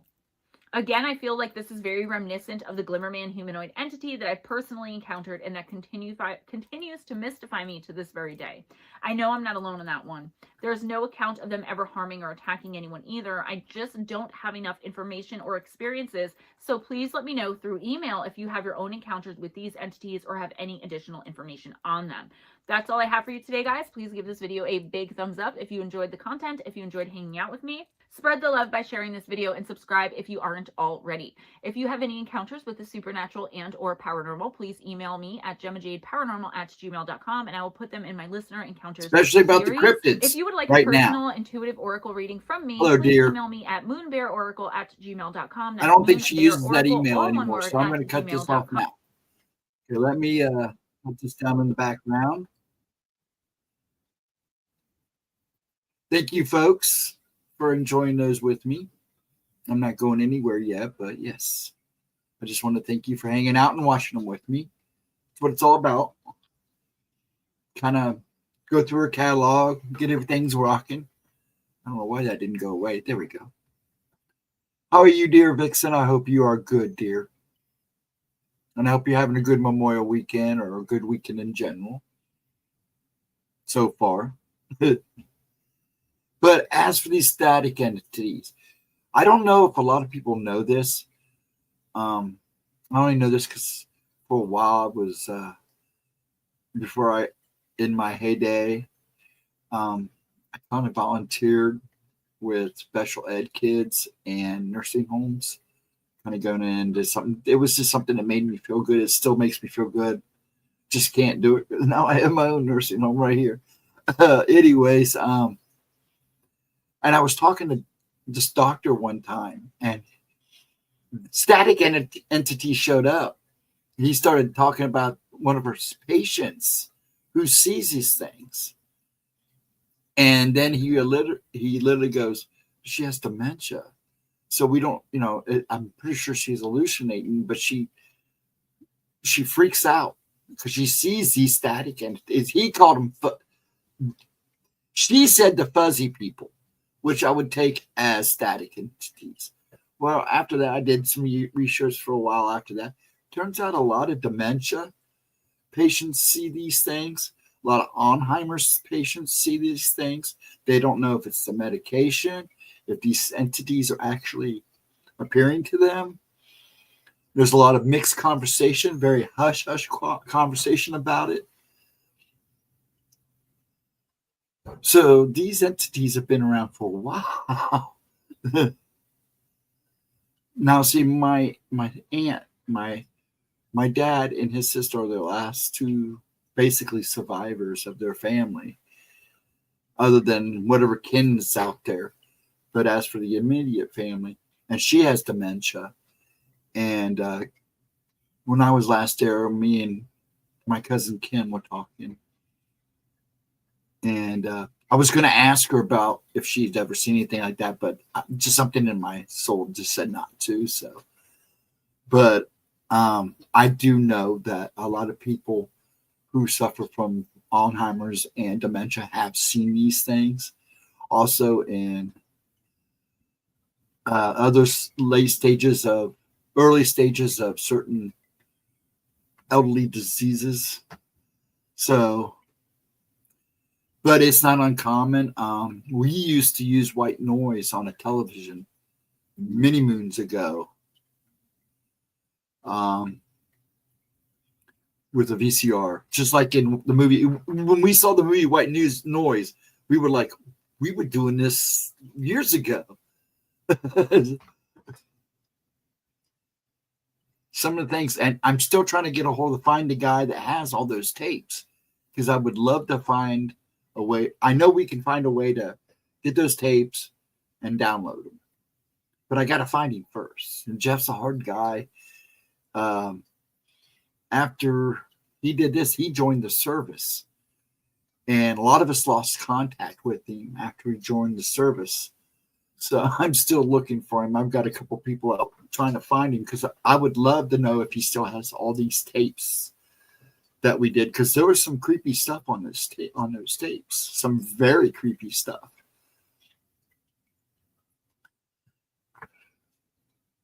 My mom works with people who have dementia. One told her, watch out for the little people, and talked about the utensils going missing. That wouldn't surprise me. And Fae love people like that, because they remind them of children. A lot of dementia patients tend to go back mentally in years. Like my aunt, when I last saw her, she kind of was acting like a 12-year-old. So yeah, it would not surprise me that she would talk about something like that. A good portion of dementia is insulin resistance of the brain cells, actually a metabolic disease, yes. My mom, who was schizophrenic paranoia, would sit at the table. She said she was feeding a man and his son who lived up in our attic. I never saw them. Wow. But she was probably seeing them for sure. That would not surprise me. One of the kids that I worked with in 76, 78, 76, 77 was in my late time. Yeah, I was in my teens.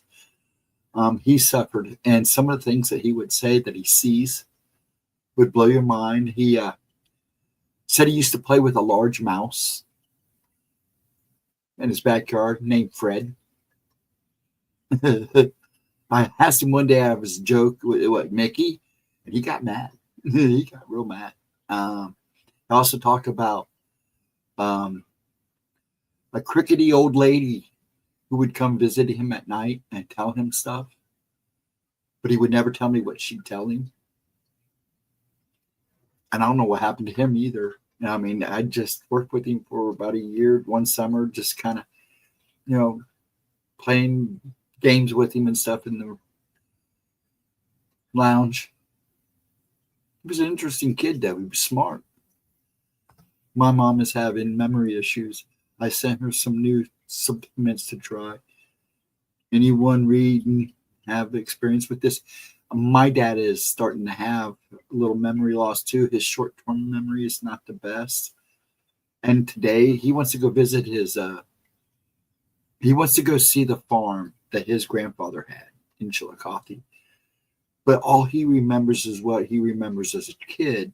So I get to go to, we went out twice to find this place and got lost. Bless his heart. And I don't think it's his memory as much as he doesn't, the change after all these years. So I got on Google Maps, showed him where Ross Lake was at, kind of showed him where the farm might have been if he could remember directions. I even put him on Street View, kind of showed him that way. And everything has changed so much. I mean, you look at Google Earth anyways, and you can see where old roads used to be and stuff like that. So I really hope I can take him out there and at least find the place so he can at least look it over. His nephews have apparently bought it and sold a lot of the lumber off the land and stuff. But we'll find it. I'd like to find it for him so at least he could drive by. But it's just amazing because he's realizing how much things have changed. And I think he understood that. That's just... So I'm just going to take him out and we'll try again, which is fine with me. I have a way to find my way home, so...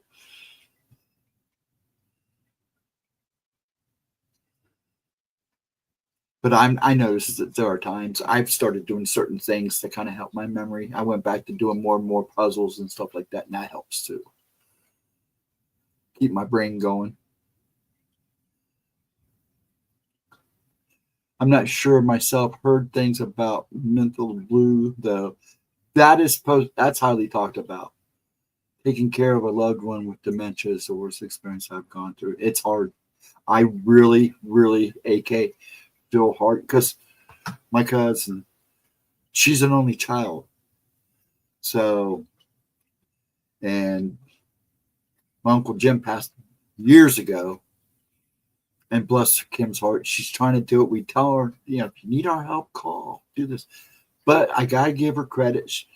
Her mom was a nurse. I believe she was a nurse, and then she worked for the cafeteria in the hospital as she got older, if I remember right. So Kim has really made it a point to make sure she's well taken care of because Kim's got to work. She's got a husband who's kind of laid up now too. And bless her heart, she won't ask for help. We try to, hey, we'll come down, do whatever housework you need to be doing or whatever. But she's got a group of fantastic people that come in and sit with her mom all day while she's at work. They work with her. They've been fantastic with her. I am really, when we saw her last time, she was smiling. She was happy. My aunt was smiling. She was happy. She was content. Making googly guys at the country singer on the television. It was kind of cute. But it hurt my dad watching him watch her because he knew that she didn't remember him the whole time he was there. But she did hold his hand and held on tightly to it. So that was a good sign. Mom has found COQ10 is helpful. Interesting. But yeah, the static entities are, they're not just seen in these kind of encounters, because I ran into, and as I've gone on through life, and knowing people with dementia and families who had gone through dementia, that was a topic that was brought up a couple times because they know me and what I'm into, would ask about static entities and what I thought of them. This one guy's, his father would talk about the people that would kind of phase in and out of his room. So I'm taking those as the same thing. And he called them guys. So it's kind of weird that, and then, of course, these encounters are not highly talked about. So like that would be a kind of encounter that they would want on the cryptid show.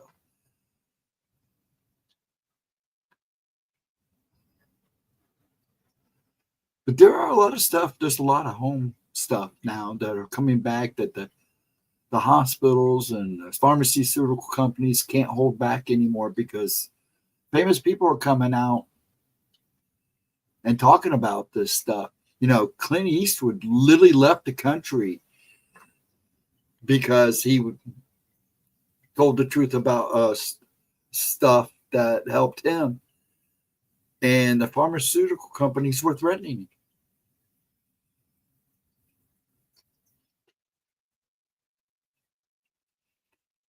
What I sent, MCT oil C8, C10 naturals way, Ben, B1, Doctor's Best, triple bond complex. You have to forgive my vocabulary and my speech. And general health lungs formula low down 2%. And a lot of people swear by that.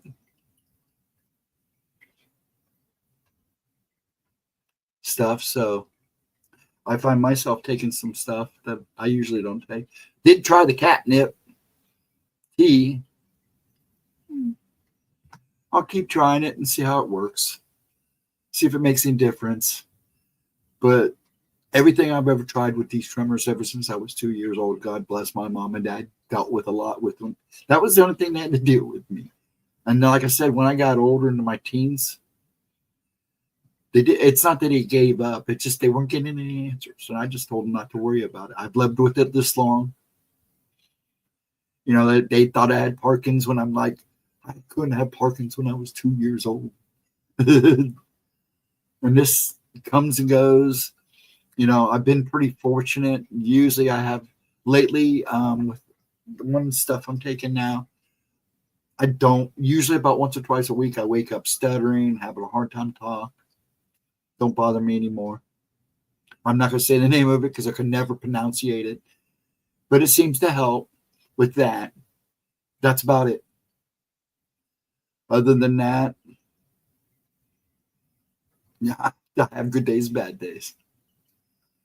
If anything, that gets me the most is the pain because it does the muscle spasms and the cramping. And everybody can give me all the remedies for that. But unfortunately, it's going to happen no matter what I try. It is a birth defect. We do know it's a form of Tourette's and it's a birth defect. That we've come to the conclusion of. Just see if tremors go away. Most issues are from poisoning by plant foods. I've tried everything, Latro. Believe me, I'm 60, going on 62 years old. I've tried everything. Heck, I even tried experimental drugs, and one literally killed me. So, and I have good doctors, and bless their hearts, they've been very understanding why I won't take certain stuff anymore. I don't try experimental drugs anymore.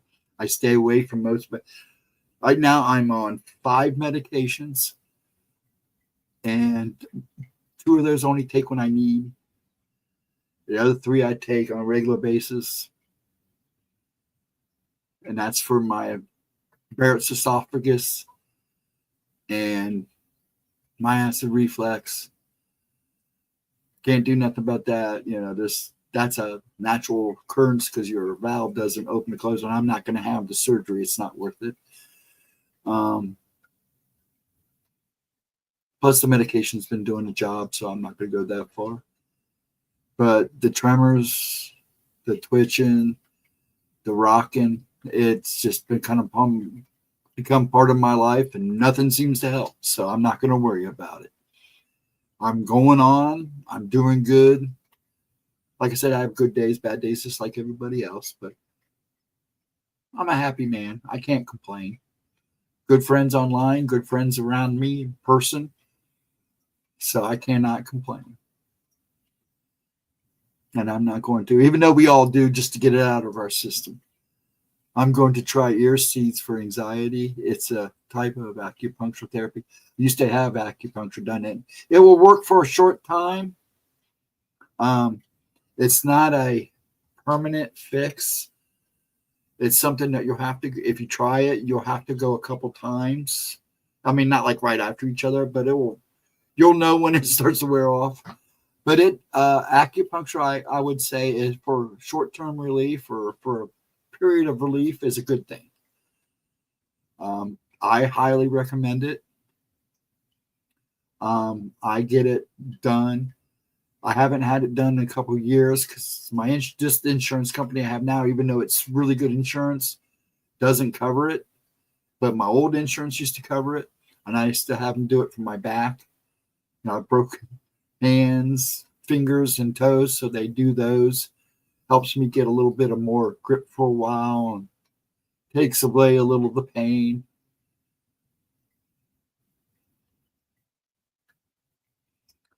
Failed expensive.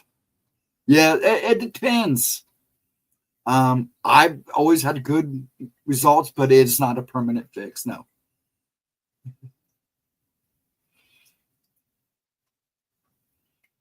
But it is a form. Yeah, I know what you're talking about. Try ear seeds. Yeah. And it may work for you. And it may give you long enough in between treatments to make you comfortable and happy. Excuse me. You keep them in your ear. Yeah. Right in there. Yeah. And press on them when you need to. Yes. I know what they are.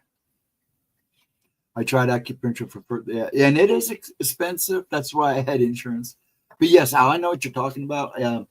That does work. It may work for you. And I will say this.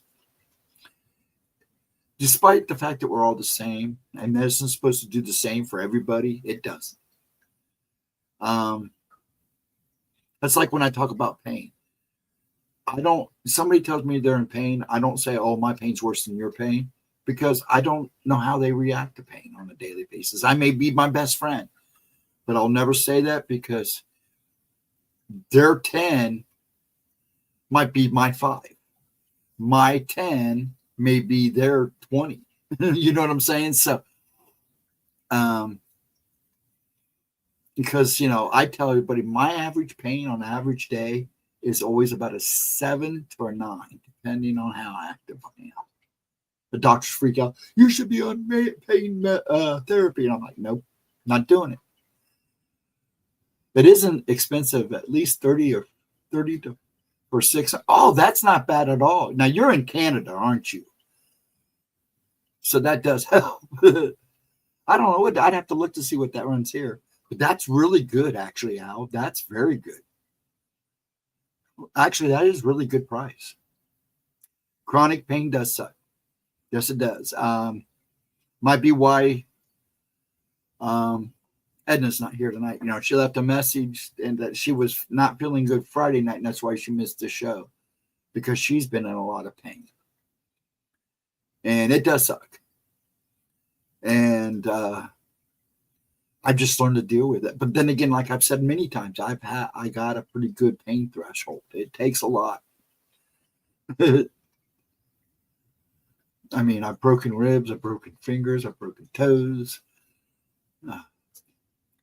Had no cervix in my neck. I was basically the cervix 2 through 5 were completely crushed. And I was walking around for months wondering why I had a headache. And when I went in and had the MRI done, they were like, how come you're not screaming in pain? How come you're holding your head up? I don't know. And that's why I have a big old scar right here. Because I had to replace all those. And it looks like they may have to replace the ones that didn't crush are starting to go now. So I'll probably have to have that done soon. I heard it helps with recovering for act.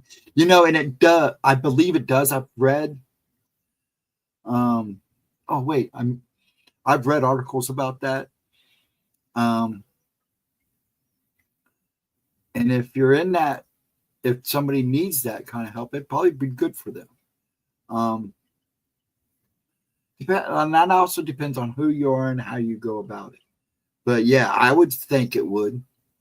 It probably would help take away some of the anxiety.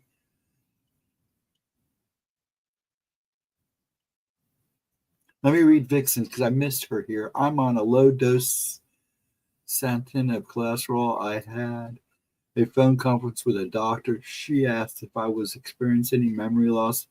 And I was like, what? Statin causes memory loss.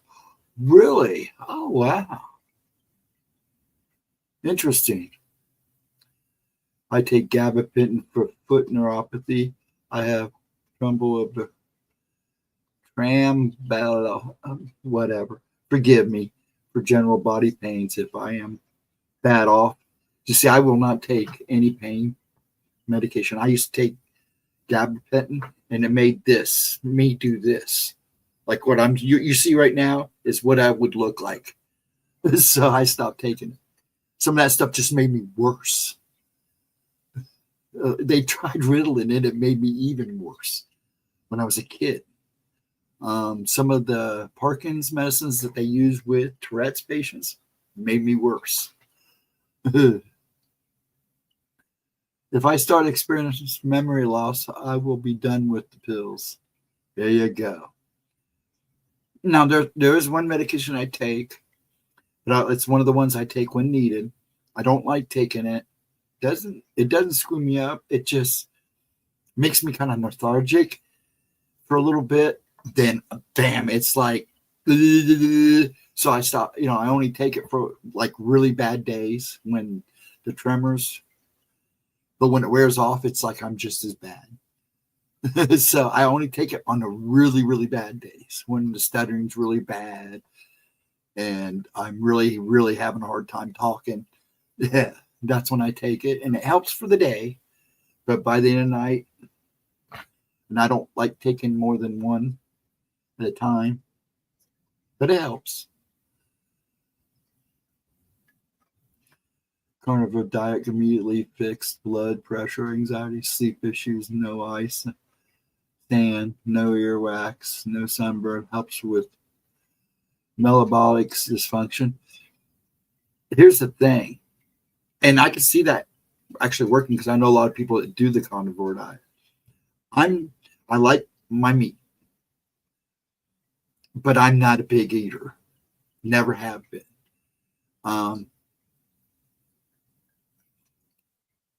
So I try to make a good variety of food just to keep me interested, because if I don't pay attention or if somebody doesn't get on me, I won't eat. Now, be honest, I didn't eat nothing Monday, Tuesday. I ate Wednesday, very small meal.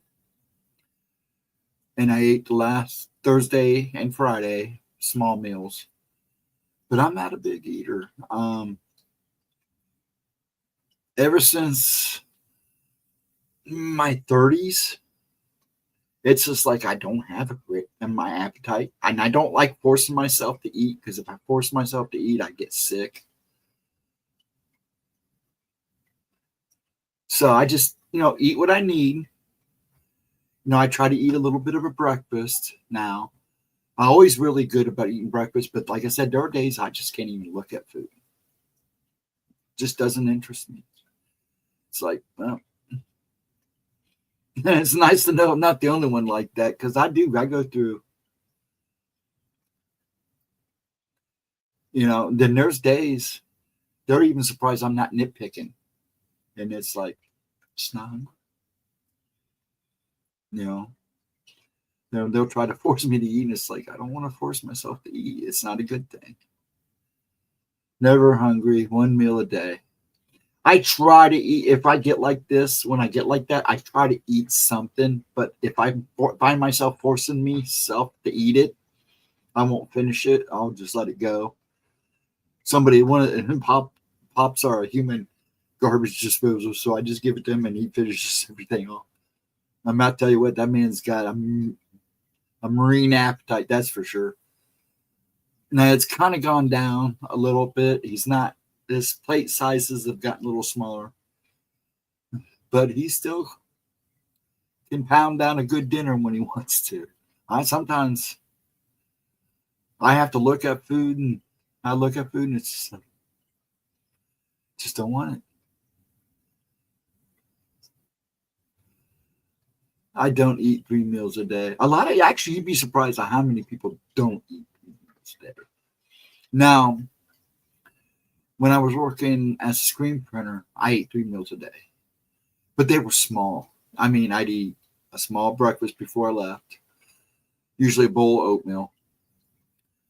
Then at lunch, I would nitpick at a peanut butter and jelly sandwich and some chips. A lot of times I never finished it, but I would try to eat it. And then she would always try, or we would work together when I got home to make dinner. I usually ate then because, you want kids to see you eating, so you would eat.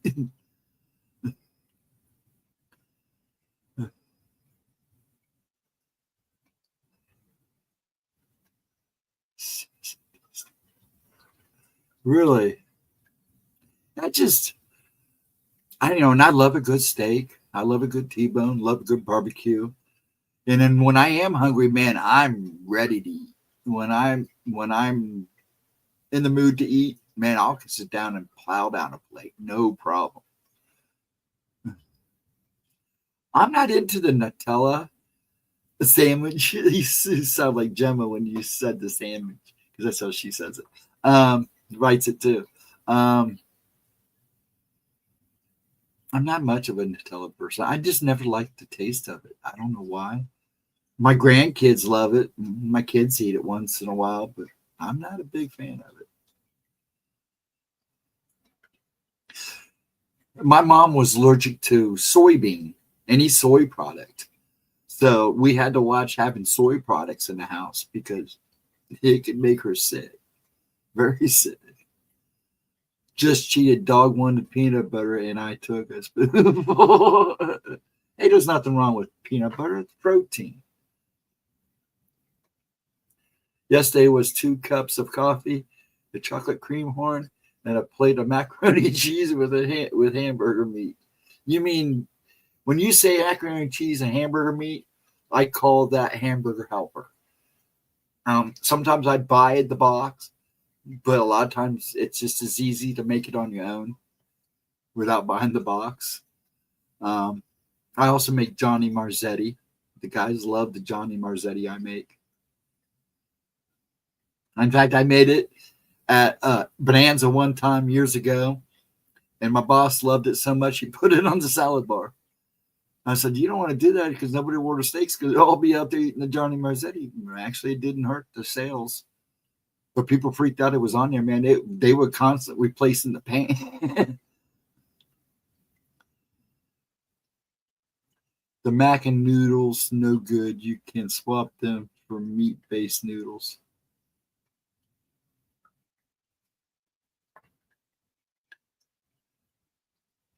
I usually buy what's on sale. I usually buy a whole week too. Most of the time, a lot of guys don't. These guys, dad doesn't bother dad, but Giles doesn't notice a lot of times.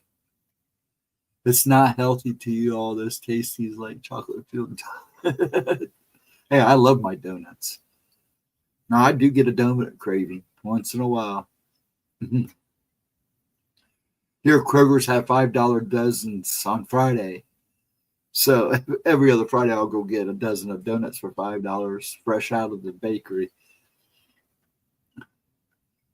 And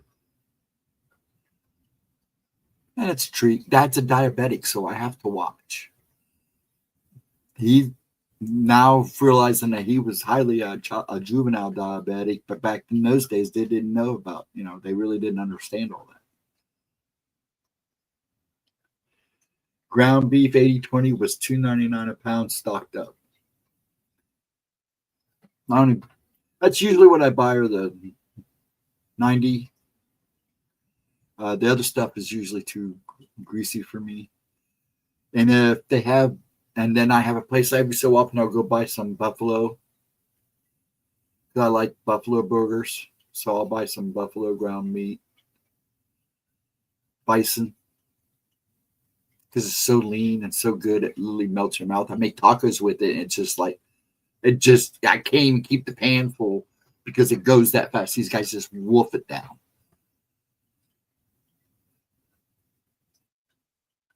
And there's a couple places here to get it. In fact, there's a place out west that actually raise bison, buffalo and bison.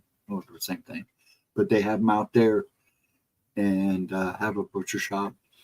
And then they keep a number of the herd at Bolton Park. So I think it's Bolton.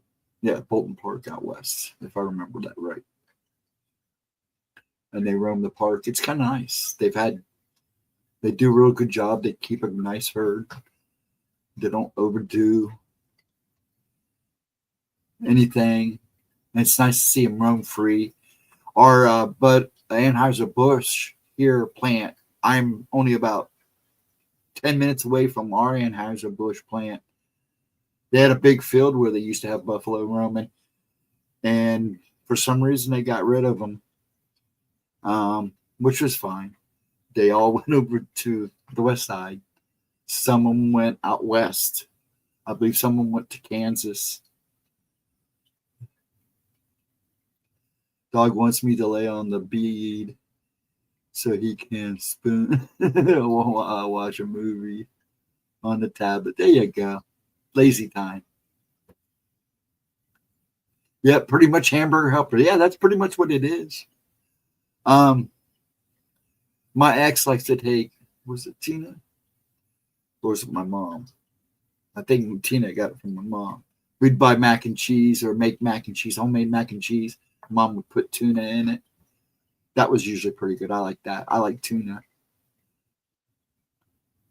Used to love sushi, but I got a hold of a bad batch a while ago, and I haven't been able to eat it since. Gemma loves her sushi. I would love to sit down and try it again, but I don't think I can. Just ever since that time, and I got sick. I got sick. HD tab is great, but it's a bit too heavy. Oh, really? I usually do have some kind of grain cereal and fruit during the day, but if I have to go to work around 10, breakfast usually gets skipped with no dinner at all. I usually get some kind of supper.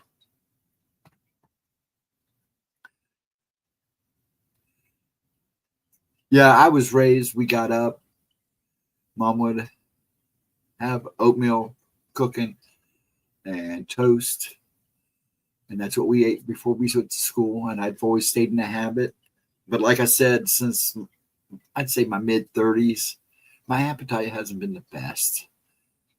I've tried, it's pretty funny because when they had me on president, I got up to 300 pounds. And it was hard to get people to understand. It's not from eating. It wasn't from drinking. It was from the prednisone. And I won't take that stuff anymore either unless I absolutely have to, because sometimes it does help. But I stay away from it because every time I've taken it since, I gain a few extra pounds. And I'm now starting to lose my weight. But I also fast once a month too. For a weekend. For 4 days I fast. So at the end of this month, while I'm with my daughter, I probably won't eat a whole lot because I'll be fast.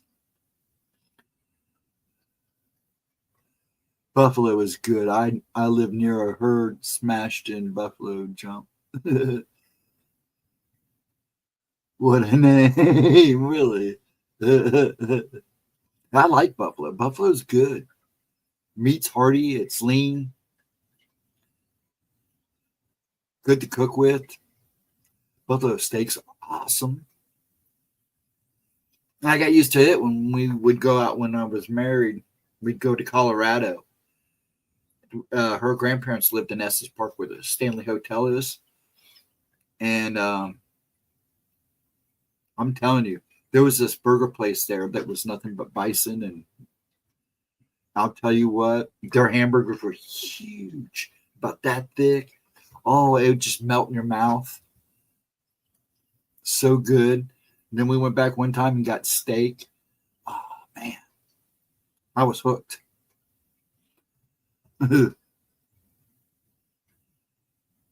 Fascinating. It's supposed to be good for you physically, mentally, and spiritually. I don't mind eating it. If it does all that wonderfully good stuff, I'm not going to stop. As long as I can get good, fresh product, I probably will keep eating it.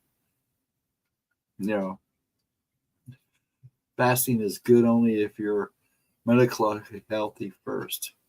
That's your opinion. Just being honest. Because I still fast. And it helps. I also do it for other reasons too.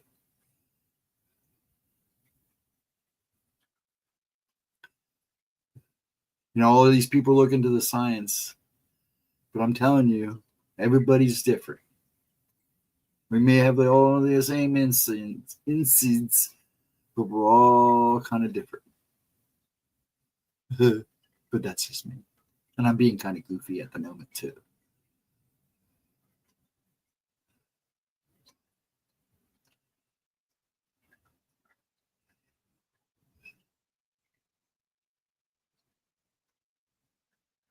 Again, Latro, I do what I do for a reason.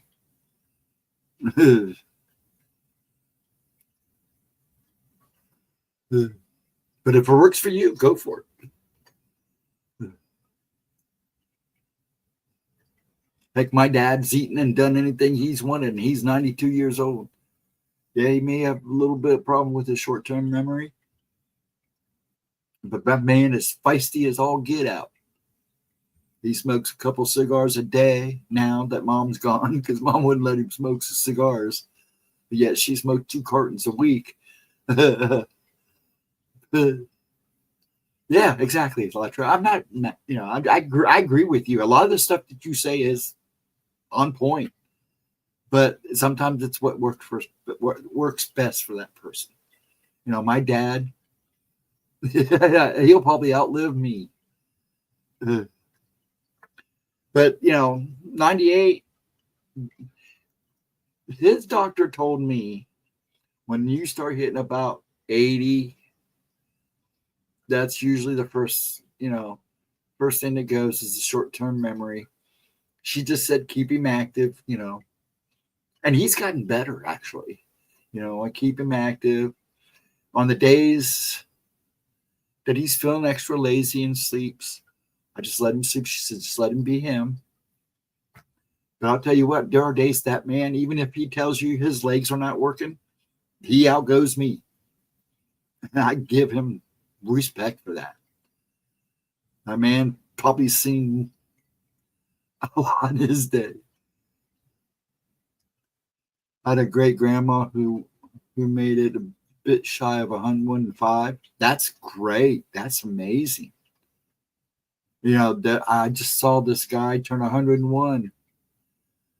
And it's like nice, you know, that's happening again. That people are living longer again. I think that's great. You know, I got something on my hand. I keep seeing it. But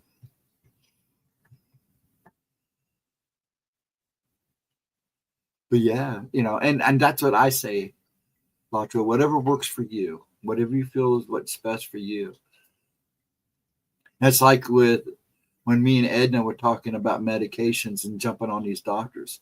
You know, I'm not big about taking a bunch of pills.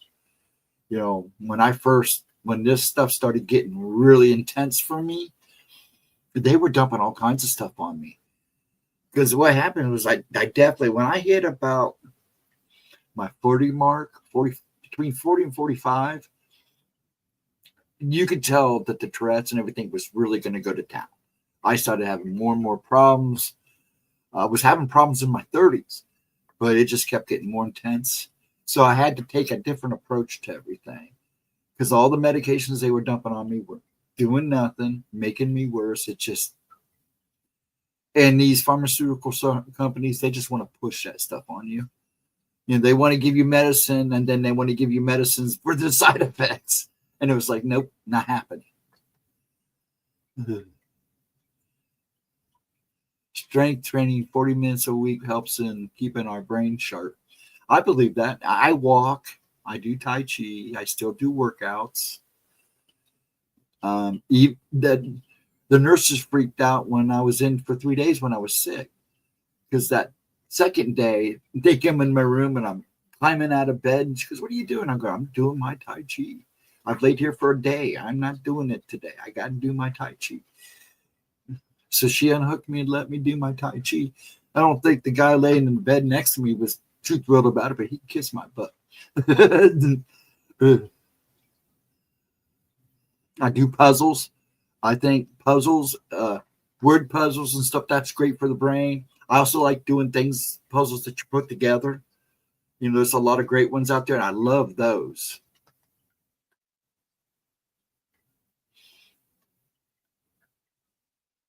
And that keeps me sharp.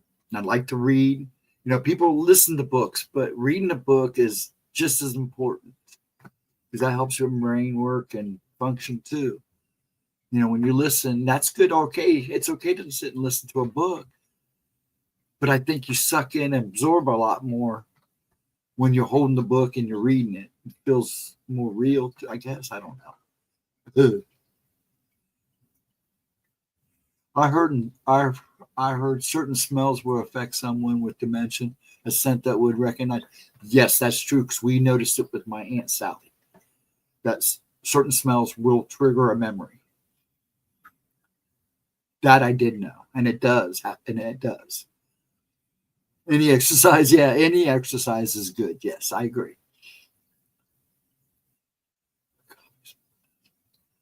Coffee's, yeah, it doesn't. I'm a coffee drinker. Probably drink too much, but even that's the one thing I will not give up is my coffee. I don't drink it as much as I used to. I know all those meds Big Pharma are pushing on. Yeah, they'll list the side effects that are absolutely terrifying. Yeah. And then you get those side effects and they give you medicine for that side of those side effects. It just doesn't work.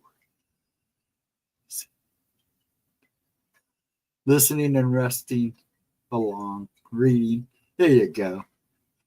That's what it's all about. Just chill out time. Watch a couple uploads. That's what Gemma's replays are. Just to sit back. That's why I always tell people to bring a beverage and a snack. Sit back, relax. If you don't want to be a part of chat, that's fine. Just sit back, relax, enjoy a couple old videos. If you want to chat it up in the chat it up. Oh, the coffee commercial. That shows you. Chris proves it sometimes too. I'm such a doofus sometimes. And then what can I say? I'm just trying to keep conversation going. The time we got. I'll probably take it to about 1:30 and probably call it a night. So while you guys are tacking, I'm gonna replay a couple of the news. We'll start with Gemma. Remember, she's got 11 a.m. Monday upload about Andrew Dawson, the guy who saw the giant. That will be a really good one. That's 11 a.m. Monday on this channel here, because this is her channel. I will not be here Wednesday and Saturday. I may be here for Gemma's replays. Gemma's replay. I will be here for Gemma's oracles. I'm hoping to be here for Gemma's oracles, so I keep her list. She likes that. Friday, I'm leaving Wednesday to take a bus to Kansas City so I can ride back Saturday with my daughter from Kansas from the base. back home so she can come and hang out with the family for a couple weeks. So I will be gone I'll be leaving here Wednesday afternoon. I will be there Thursday. Hopefully I can set up and stream with Gemma Friday. Then we're heading back here Saturday. We may be in late Saturday night. If we stop and stay the night, I'll be here. I'll be home Sunday. Also, Gemma did get the okay from the History Channel on this new cryptid show. And once she does her Skype and everything, they'll later on tell her when it's going to air, and we'll pass that on to you guys. Also, they asked Gemma if any of her listeners or other YouTubers have great cryptid encounters. And we're talking about the unusual ones, not just Bigfoot, but the ones that we don't talk about, like skinwalkers, wendigos, chupacabras, pale crawler. To send Gemma your encounter. It's got to be your encounter. Send it to Gemma. Gemma will make sure that they get everything. Make sure you send your contact information too. And she will send it to the producers. The producers will review it and then contact you if they want to use it. And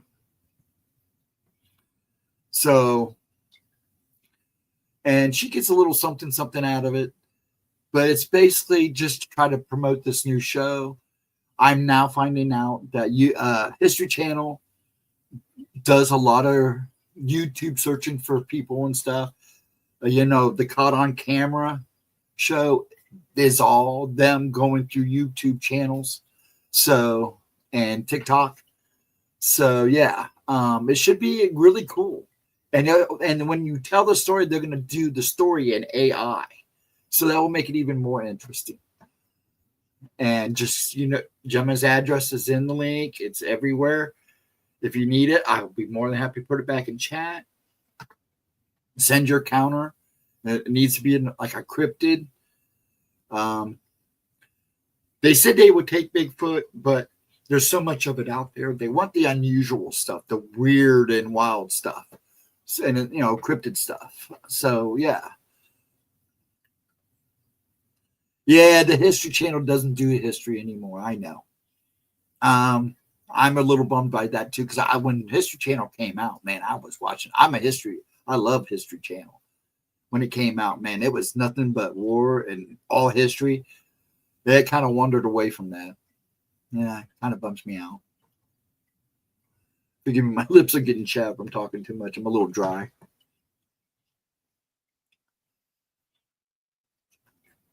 But the Discovery Channel owns all that now. So I don't know if a lot of people know that or not. I don't know if I believe. I had said to Gemma, I said, if I'd give you one of my encounters and they want me to be on TV, I don't know how they would act if I get the stuttering or something. Because, sometimes I worry. I still get nervous doing these. But it'd be interesting, wouldn't it? I've been on television before, on the news. But, just a little short segment. A lot of shows just entertainment, not real investigations. Yeah, and I think that's why they do more encounters now. You notice that Caught on Camera does pretty good views because they're taking stuff from the internet. The ghost shows are, to me now, all these paranormal ghost hunting shows, now those have just become entertainment now. They just don't appeal to me anymore. It's like the Bigfoot shows. I don't watch them anymore because they're going to be looking for Bigfoot. No government, no network is going to let you see a real Bigfoot. They don't want you to see a real Bigfoot on television. That's what I feel. Same thing with ghosts and goblins. I mean, it's sad, but, they're going to hide stuff. That's like that Treasure Island crap. They've been trying to dig up that treasure. According to the curse, one more person has to be And we moved from the plane for them to find that stuff and find that gold. And how many seasons it's in now? It's just like a big joke now. Ugh. They want to discover your history of cryptid experiences. Yes, I guess. And it was the History Channel that got a hold of her. So, and they're going to, I guess it's the new it's cryptid in something. She gave me the name, but but it will be a new show.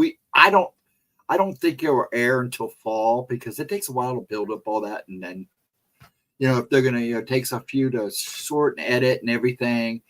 And then on top of that, do the AI story with that to make it look right. So it'll be interesting. They hear a small noise. Oh yeah, and it drives Gemma nuts too. She's like me. She gets so mad. What are you running for? This is what you wanted, isn't it? Why make a fool of yourself? Oh, it's real easy to fake stuff now. But I'll be honest, I sit and I watch these channels and these top 10s and watch all these videos.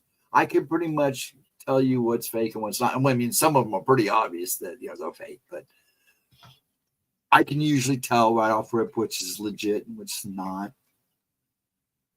But then again, I've spent so many years looking at crazy stuff that I've gotten to know how people react, how I react. And there's been a few things out there too that's kind of left me kind of going, is that fake or is that real? So I have to go back and watch it 3 or 4 times to make an opinion. Ghostdragon should be the micro of narrations regarding spooky stuff.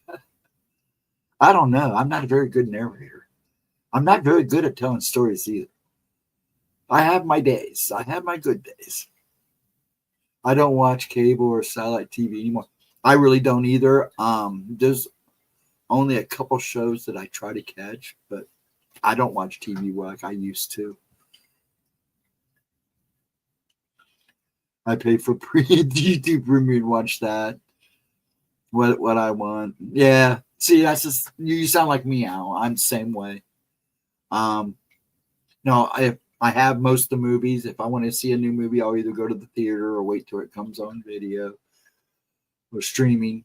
I like to have hard copies of the movies I like because someday power goes out. You're not going to be able to watch your movies that you stream. And a lot of people don't realize, just like with games, even unless you have the hard copy and you can play that hard copy with no internet, it's not really your game. If you buy downloaded games, downloaded movies, you think you own it, but you really don't. Which is messed up because you paid for it. It should be yours, but it really isn't anymore. But I always try to make sure I have hard copies of the stuff I like. That way, if the power ever goes out, at least I got something to entertain me because I have a generator and everything, so I can at least watch movies. Thinking about getting a solar panel generator too. Been looking and pricing those.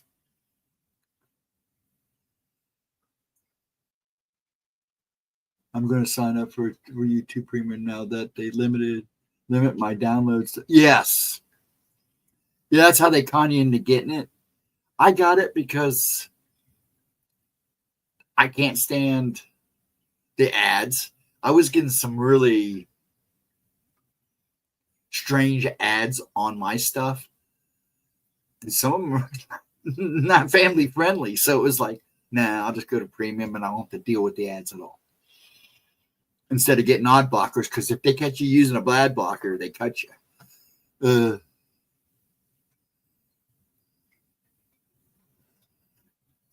Plus, actually, YouTube has the movies I have on stream on there too. That they actually will put them in with your premium. So, no, I only used it a couple times, but because I can usually watch. Because some of the stuff I have, I can download into my computer. And if the power goes off, I can still watch it. But but it takes a lot of memory, so I kind of rotate them.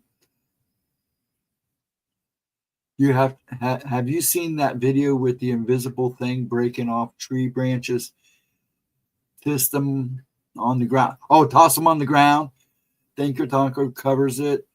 You know, that video is actually really a couple years old.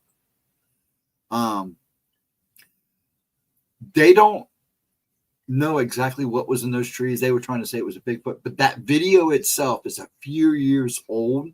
But it is an amazing video because whatever's up there, man, is tearing the crap out of those trees. Yes, I have seen it. The video creeps me out. Yeah, it is kind of a creepy. It is legit. But the video itself is old. It's like 4 or 5. I think it's like 4 years, 5 years old. So it's not a new video. They're playing it as a new video. Somebody re-uploaded it. And I think they did it on TikTok and put another narrative to it. But that video is old. And the guy that downloaded that video came out and said, hey, this is an old video. But yeah, it's a legit video.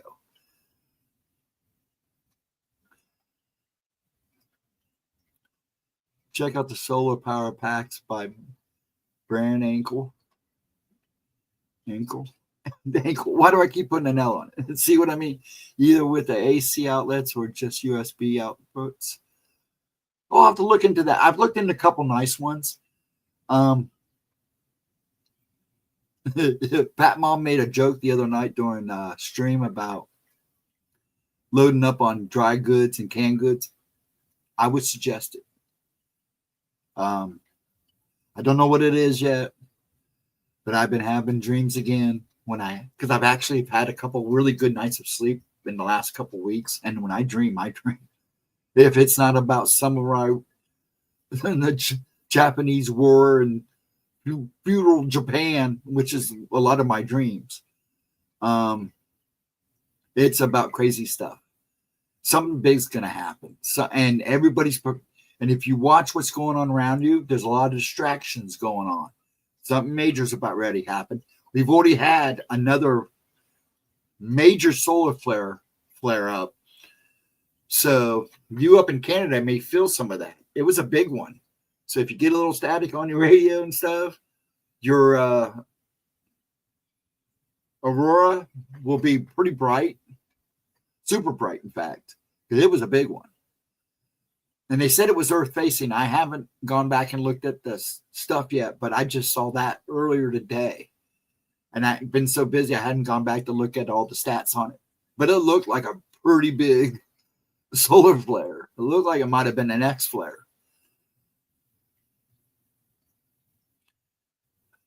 Yeah, see, a lot of people didn't know about it until recently because it showed up on TikTok. But it is an older video. Yes, because when I saw that, I'm like, I know I've seen this somewhere. And then I saw it somewhere else. And I go, yeah, I saw the whole video because there's a lot more to it. I mean, it's a pretty good video. I was like, yep, this is what I've seen. It's like 4 or 5 years old.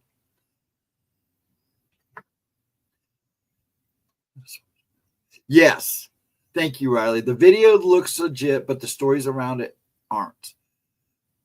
If you listen to the guy in the video, it's legit. But he's not the one. He published it, and then lately, I think what it was about a few months ago, somebody republished it and added some narration and added some story to it.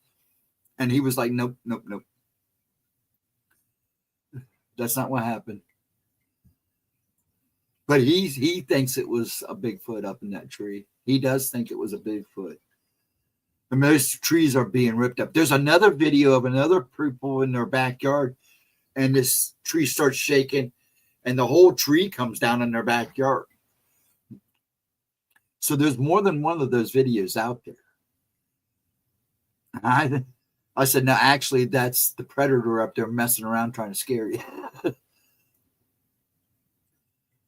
There's probably more videos out there that remain on someone's storage device that forgot about, which is probably, a lot of people won't publish stuff because they're afraid they'll get ridiculed or getting picked on and stuff. So that doesn't surprise me.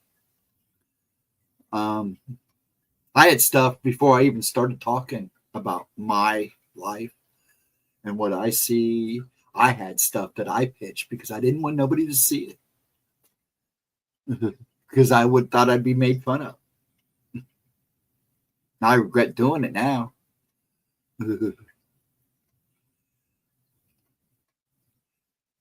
Wonder if that was it. I wonder if that is what was causing my ocular. Yeah, it's highly possible. Sensitive people will have headaches, ringing of the ears, kind of mess with their balance a little bit, make them feel a little off for the day. It's not uncommon.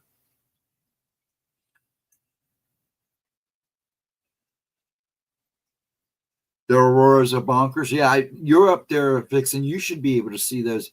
In fact, they're saying that we should be able to see them all the way down in Ohio, but we're kind of cloudy, so I ain't going to see crap. I'm sure you do, Riley. You're up there too, aren't you? Up in that area, up in that northern plain. But yeah, it was a big one. It looked like an X. I haven't gone back. I'll probably do that either tonight or before I chill out tomorrow. While I'm chilling out tomorrow in the morning, I usually take a little time and do a little bit for myself. And I'll probably go look at what the stats was on it. But it was a big one. I know Mr. MBB333 talked about it either yesterday or today, because I believe it actually happened yesterday, but it takes a little time for it to get here. You'll see the immediate pulse on the solar flares thing. They have a thing you can go to and it will show you when it hits, and it looked pretty strong, but I didn't even watch his video yet, but I hadn't heard that it was a pretty big one. It's best place to see the northern lights all year round. Oh, I bet. Where you at, Al, in Canada? Are you in a city? Are you outside the city? I'm not trying to be nosy. I'm just trying to get where you're at, because I know you're up in Canada. You probably see them, unless you're in the city. Credit Mr. BB3. Yeah, that man. These are Skywatchers. I've been watching him for a long time too. We've had me and him have actually had talked. He did a video where I've talked about this before. In fact, I don't know if I still have the pictures or not. Let me see. I'm pretty sure I still do. Hold on one sec. Let me see if I got this. Where'd they go? Did I get rid of a lot of stuff? I did. Hold on. Okay.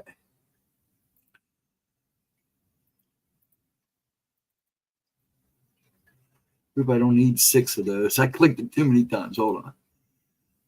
Okay, let's try this again. Okay. Let's see if I can do this. Make it a little smaller here. Oh, let's see here. Share.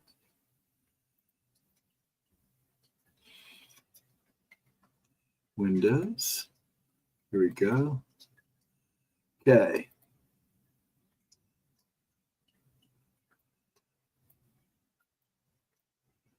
You see this here, right? He showed this on one of his uploads. Mr. B MB 333 showed this video. I just took a still shot of this craft because that's where he stopped it at. See the craft right there? This is from the ISS, the space station, okay? Well, when I saw this, my brain clicked, and hold on. I went full. Hold on. And then I showed him this.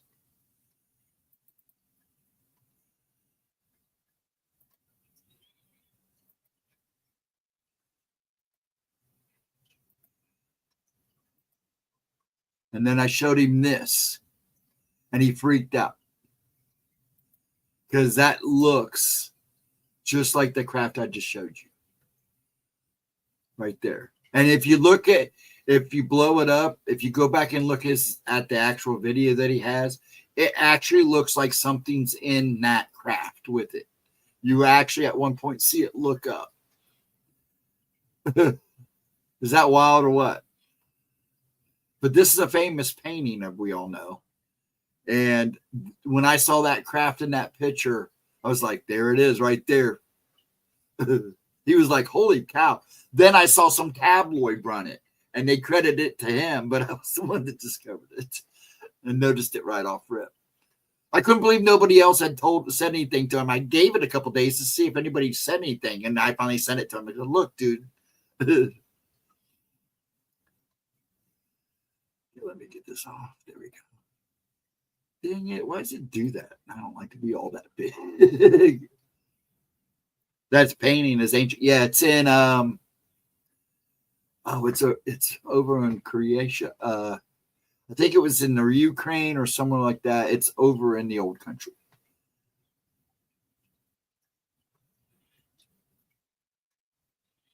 What did I miss here?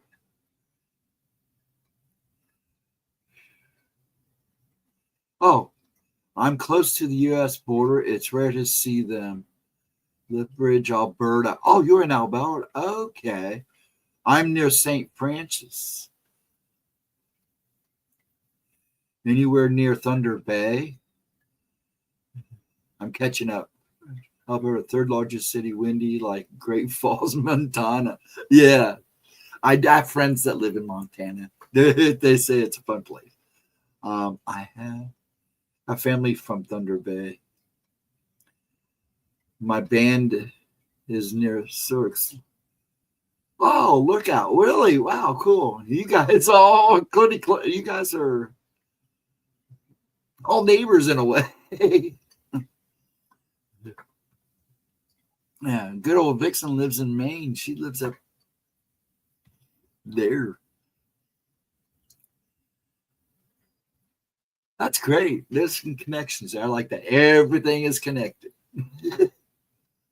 Interesting. That's awesome. Yeah, but I saw that video and I was like, holy crap, I know that craft. I've seen that before. In my clip, I went straight to the painting, looked at the painting, looked at that. My dad was laughing. He goes, what are you doing? I go, look at these. These are holy crap. And he goes, what's that from? And I said, that's from the space station. And he's like, oh gosh. Because he don't believe much in the paranormal, but he believes in Bigfoot. Even though he lived in Chillicothe and Mount Logan are right there in Tecumseh, the whole works. There's nothing but forest. That's like his grandpa's farm was surrounded by acres of forests and hills and mountains. And he goes, I grew up roaming those mountains and never once saw a Bigfoot or a grass man. Because there, they call him grass man. And I said, that's probably because he saw you first. And you guys didn't talk a lot about that stuff back then. You know, a lot of your older relatives kind of kept that from younger generations. He said, well, they always told us to watch out for, unusual things. But I've heard stories from his own family of things they've seen up in those mountains. Up around Mount Logan, Tecumseh.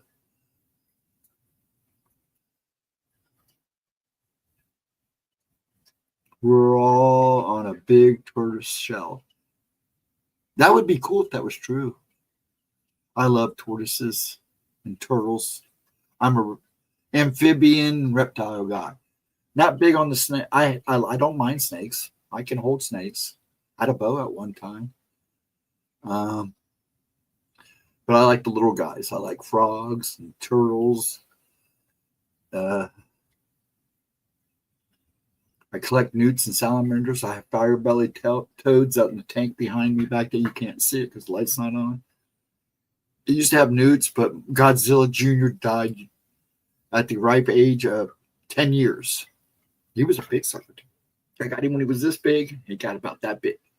And he even started getting the spikes on his back. But yeah, I don't mind snakes. I've held a copperhead. I've been bit by a copperhead. Thank God they knew what to do. Yeah. I've actually held a cobra, king cobra. A couple Amazonian snakes. I have a friend that raises reptiles in southern Ohio. He used to have a Komodo dragon, but they made him get rid of him. Or they destroyed him. Yeah. He kind of snuck that in when he came home from the service. Got big too. It was like a big old dog that you didn't want to touch the slobber, because just touching that slobber could screw you up big time. My uncle has been a forest fire for years, and he says he's never seen a footprint or any sign of them, but he's not looking for them, in my opinion. He's fighting fires. But you know, out of all those fires that's happened up there the past few years, and the way some of these fires start at the same time, I kind of think that's what they're looking for. But they also don't want us living out in the woods. They want us all back in the cities. And they're not real big about those prepper guys and homesteaders that go way out. Lots of moose and bears. I heard the mooses are worse than the bears. I've seen the moose in the zoo, but I've never been up and close and personal with a wild moose, and I heard they're pretty rough. And they can get a mean streak going. I've been by bears.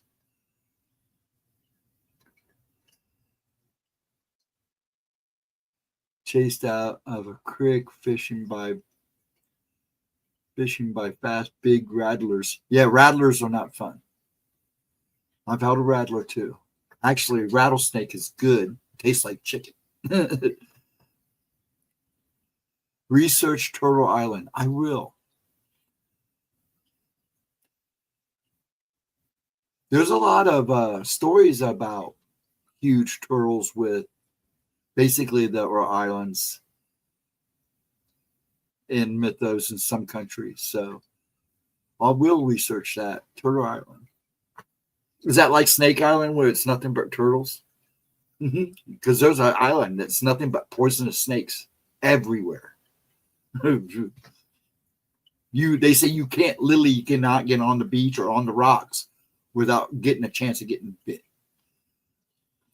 Some birds know how to set fires. You know, I heard that too. Are they the same ones that the CIA has the pigeons? That everybody says pigeons are not real or birds are not real. That always cracks me up. Anyways, moose kills more people than bears. I would believe that. I would believe that from some of the stories I've heard. I would believe that. And some of the videos I've seen, I would believe that. They are way more aggressive, that's for sure.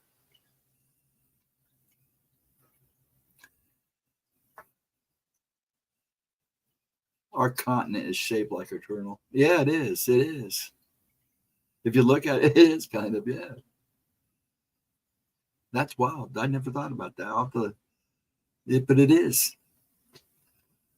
Here, Bullwinkle. No, my dad always said Bullwinkle was always too nice to be a moose.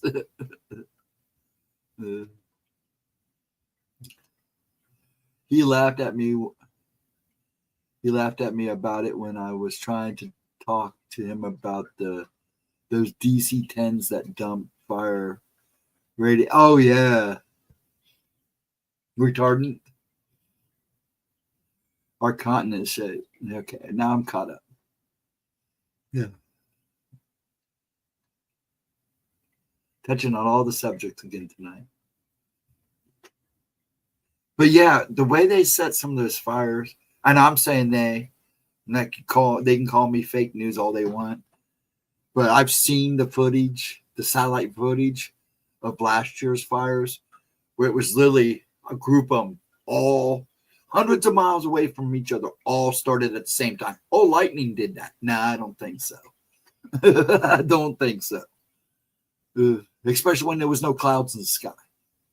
All of a sudden, boom, boom, boom. I mean, it all happened at once. And that was on the the eastern side of Canada when all those happened. If you go back and look at that radar, they all start at the same time. And I'm talking like 6 of them. And then the Pine Barrens caught on fire. I think they lost like 8,000 acres. So the poor Jersey Devil probably doesn't have a home now.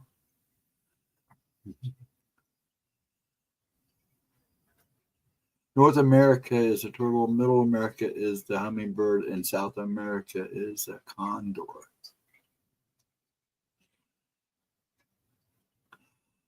All poof at the same time, multiple locations. That was like wild. I still go back and look at that and I'm like, something's fishy there. Which is worse, the passing by moose or bear?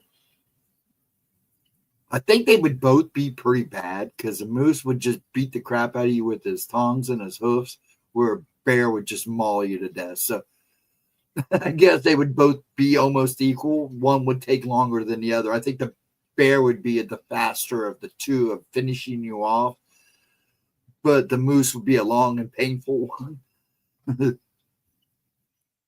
Recent New Jersey fire was also intentional. I think it was too. It was, wasn't it? Because I think they even caught the person that did it, if I remember right.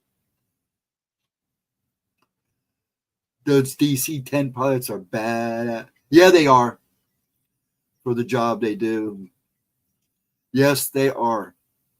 Those guys, they have to come down there low to really dump that stuff, Dad. And those are big planes to be swinging around like that.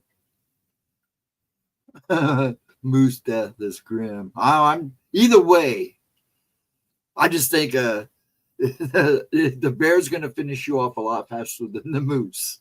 But they're both going to do some serious damage either way. Carry 45 to 70.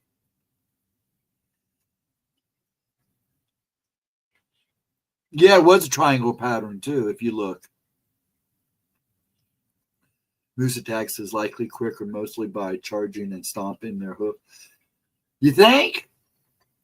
I would think a bear would be a faster one, only because you're you still have an advantage with the moose to a degree. They're fast, but if they got you down, yeah, they're going to beat on you for a while and stomping you. That's going to be a long, painful one, where a bear is just going to shred you up, and it's not going to take as long. Ask that guy that got eaten up in Alaska, who thought he was the buddy with the bears.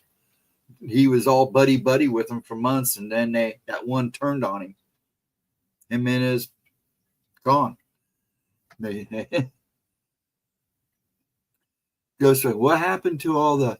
Actually, the drones are still happening in Jersey. AK, they're just not making a big deal about it. The hype is gone. The news is old, but it's still going on. There are still drones out there.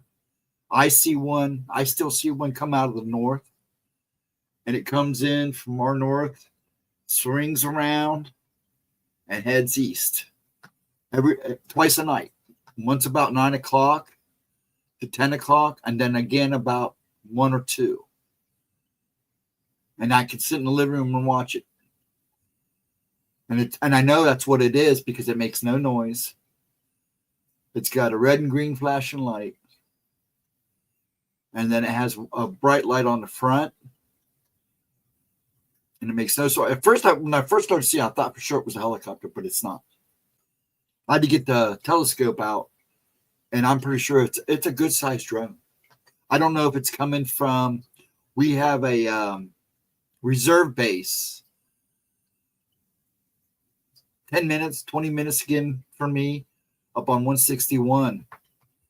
And I know there's been a lot going on there because the last 5 days, I've watched military helicopters, a couple of Hueys, and some bigger ones, the big transport ones, Usually they're coming from the east, going west, like going to O'Hare, Bright Pat. But these have been coming from the south and going north. It happened the first 3 days. Monday, it was in the afternoon, and you could feel it. I mean, they were low. The whole house was vibrating those 3 days. And it happened every day about 1 or 2 o'clock, and they were heading north. And then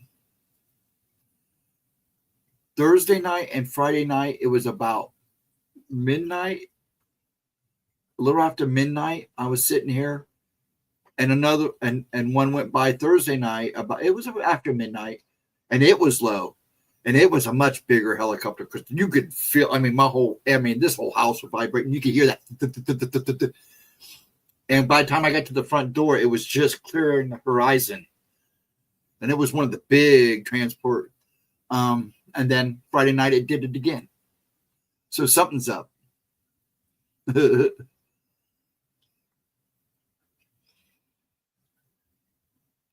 I think they are being used to train AI's weapon system, which is possible.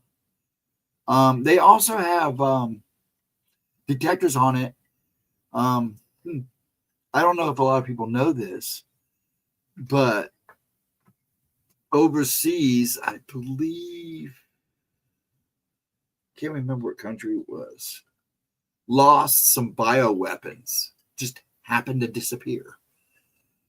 And they've been looking for them for like months now. And the rumor was that either some kind of petroleum or these bioweapons had hit the Jersey ports and New York ports. And that's what they were looking for. But it's all hearsay. So I can't, I cannot guarantee that as fact. It's all hearsay. Word of mouth. I've asked some people that I know that are the twins that I know that people have heard me talk about. They both worked for the government. One's still very active. The other one's retired, she says. It's a male and female twin. And they wouldn't even give me an answer. Wouldn't even say anything. When I brought it up, they just kind of blew it off. And when they do that, I know. Just not to ask. Ugh. So something was going on. That guy was dumb to think. Oh, I know, wasn't he? Al? I mean, well, that's the thing. People get friendly with these animals, and they come by and they feed them every day and think, oh, they're my pet now. No. He was already probably warned. Oh, he was warned a lot. A lot of the people around him would tell him, dude, you're getting way too close, too friendly with these things. They're going to turn on you. He was warned. He was warned. Timothy Trendle and his girlfriend were, that's the ones I was talking about by the grizzly up there. Yes. Yeah. Those are the ones I'm talking about.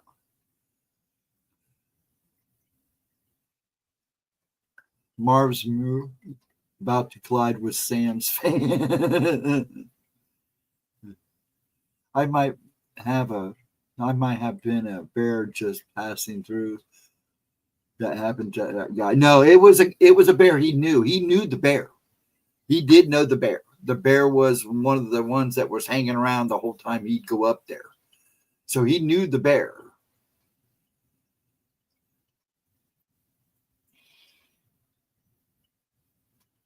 He just thought he was going to be their buddy and be able to film and stuff. And he just took too many steps too close. Let's just put it that way. He rammed her and she slapped him back and sent him to the hospital. He realized he wasn't a bear for his. Okay. I'm trying to keep up on all this chat. You guys doing pretty good. I like that. Remember that woman who was mauled by the pet champies? It ripped her face off. Yes.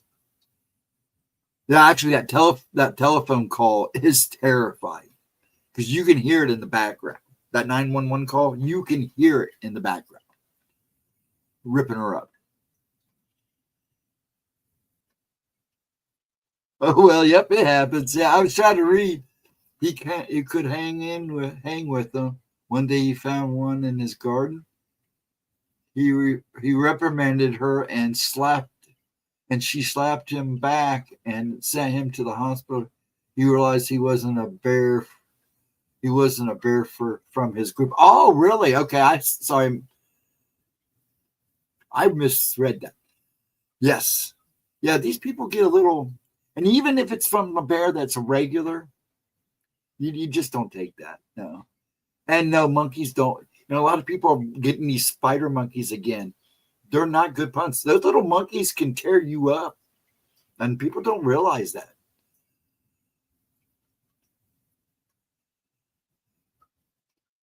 I agree. Yeah, those little monkeys are not good pets either. And they had a chimpanzee. She had a chimpanzees. And they can do devastation like you would not believe. I only know that from the zoo. Now that I'm a stock trader, I get face ripped off repeatedly. One person was killed by a great horned owl. He was trying to get it into its nest, and I think there was an owlet's there. Oh! And he was protecting them. Or she was protecting him. If it was a female. Females on a great horned owl are longer than the males.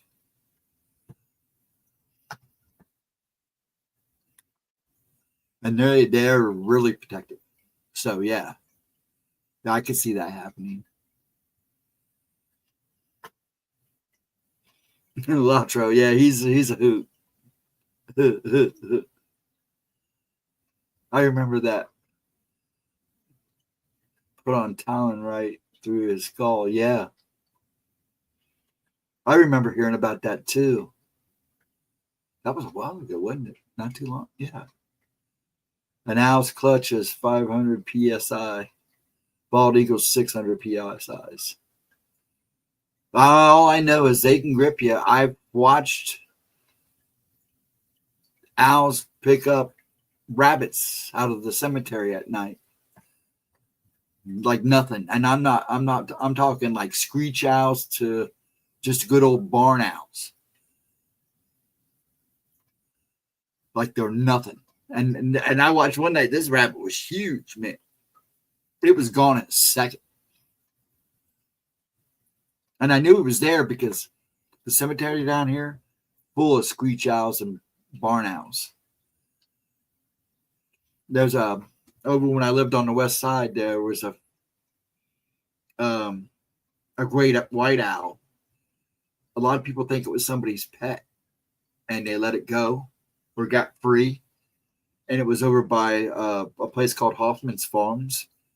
And if you go out there and sit on the side of the road and wait long enough, you'd watch him fly over the cornfields and the soy fields looking for rodents. He was huge, man. He was a big old white owl.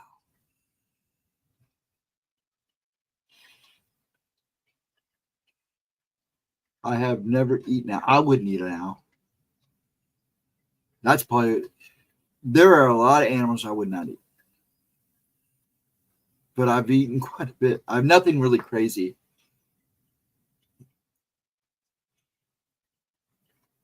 I've had duck, had possum. That was gross. When I took a couple bites of it, it was greasy and nasty. I've had squirrel. I was off with coon, but pass. Raccoon. I've had rattler. I've had rattlesnake. Did taste just like chicken. I've had the blowfish, pufferfish. I had to sign up for them to eat it, but it was good. It was awesome. Tastes like chicken. A lot of stuff tastes like chicken. My handshake improved when I was shooting desert eagles.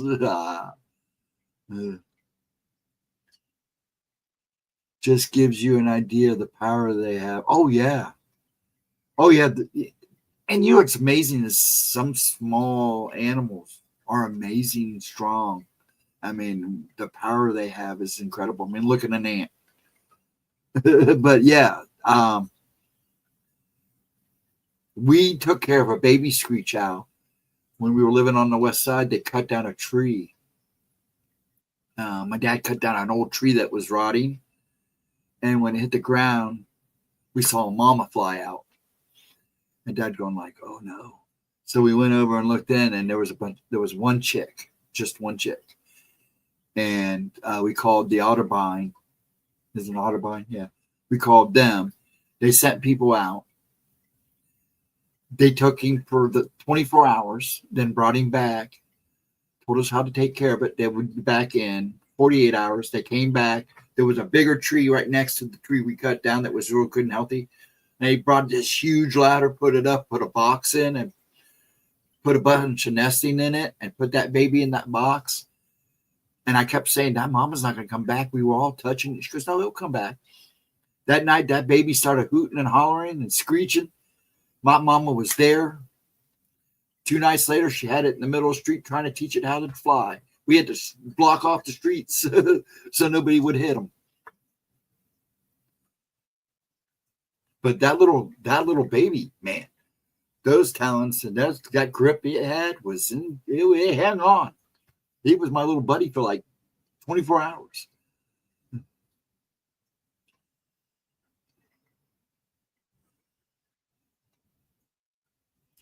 Skunk tastes good. Does it really? I've never had skunk. That's one thing I haven't had. But maybe I should think about it, because last year my dog got nailed 3 times, almost 4 times by a skunk in our backyard. She's big old. She's almost as big as a cat, bigger than a cat. He thinks it's his buddy. Every time he saw it, he would run up and try to play with it. I'm like, dude. And it finally started getting him, and that poor dog stunk up this house. We had to refume the house, and it was a nightmare. But luckily, he didn't get it as bad as he could have, because I know when you get nailed straight on, man, it's not good. You're going to smell for a while, and you can try everything. And there is some things that work for a little bit. But with an animal, once they get wet, you smell it all again. Like the empty whiskey bottle you found. Ha.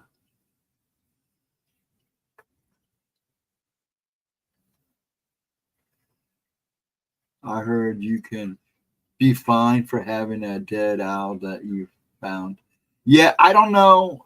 I'm pretty sure there's a number of bird life here that if you're caught messing with, it's not a pretty hefty fine and can get in trouble for. But they were all good. We didn't know it was in the tree. They were real nice about it. Actually, when she had the baby out trying to teach it to fly, it literally landed in the middle of the street. So we blocked it off with cars. Well, somebody called the police, and when the police realized what we were doing, they blocked off the street. So it did all work out. But yeah, like here in Ohio, you heard a cardinal.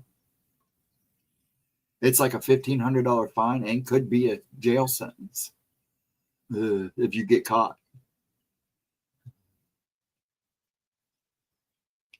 I just removed the scent lads and went prepping.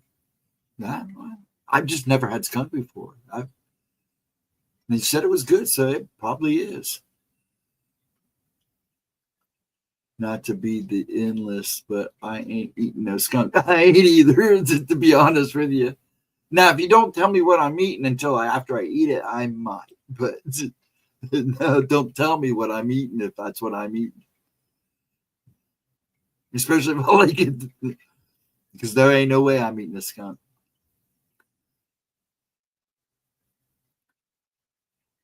Everything on the planet outclasses humans in many ways. Oh, yeah, of course. Of course. I agree with that, Al, 100%. Different matching avian, pork, beef. Now you got to watch pork. Even though they call it the other white meat, and I like bacon just as much. I love a good pork chop, but pork now should be concerning, considering that a lot of the pork that you buy in the stores and stuff come from China. I don't think a lot of people realize that overseas. But pork,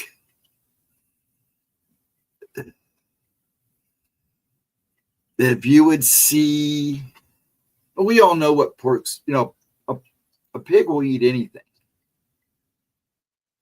They will literally eat anything. And, in Vietnam, they used them as ways to torture. So, even though I love a good pork chop and pork, that lingers in the background because they're not like clean animals, as one might say.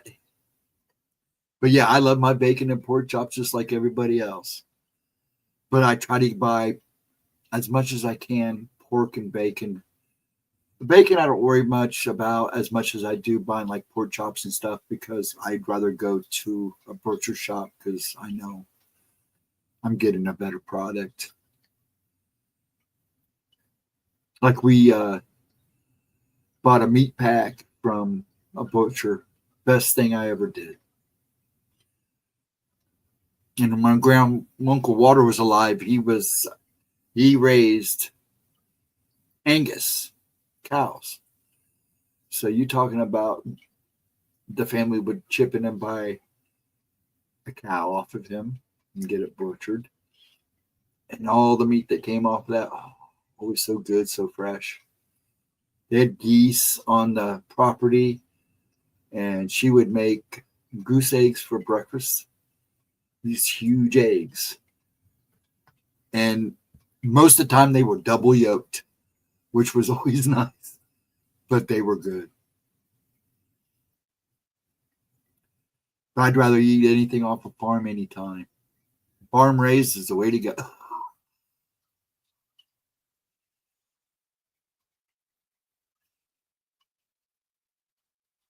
You guys are just chatting it up. I could sit here and just be quiet and just let you guys talk.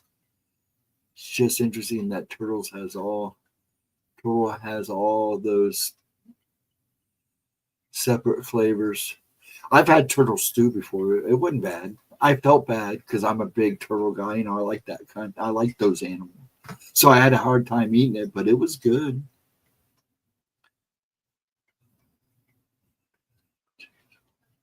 Yeah, chickens will also eat anything. Yeah, that is true, Chris. Yeah, they will eat their own. Yes, they will. Yeah. I will never eat a turtle, though. I had it once only because my dad, when he worked for a concrete company, he's a mechanic and he'd work on mixers and stuff at Anderson Concrete. And I believe, it was Anderson. And one of the guys he worked with would go river hunting and get the big old snapping turtles. And these things were huge. And he would show up at work with them in the back of his truck filled with water. He had a thing in there, and they'd all be in there running around in the water. He had a tarp in there. And one day I asked him what he was having. Why'd he have them? And Dad goes, he's going to make stew with them. And he sells the shells. I go, man, that's mean. And Dad goes, well, actually, he makes a pretty good turtle stew. You should try it someday. And when he came home one day with the Tupperware thing, it was good. I wasn't really happy about it, but I ate it. I wanted to try it, so I ate it. Actually, deer road kills birds and rodents. Actually, I had a friend. His family was from the Appalachian Mountains, northern part of it. And he talked about eating roadkill all the time. And I was like, are you serious? No, I'll pass. They were flopping up and down. Horses also small animals and birds. I don't think I could ever eat a horse.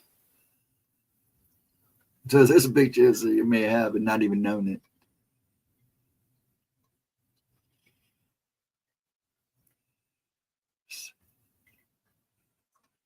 If they were the same size rooster or pig, I don't know. Pig would, if they were the same size, it'd be an interesting fight, that's for sure. Roosters, they put up a hell of a fight, man. And their talons are pretty, you know, I don't know if you ever seen rooster fights. Man, they're almost bloodier than dog fights. And I never condone those things. That's just ridiculous. But I've seen footage. So I don't know. I would think the pig might have an upper hand, even being the same size.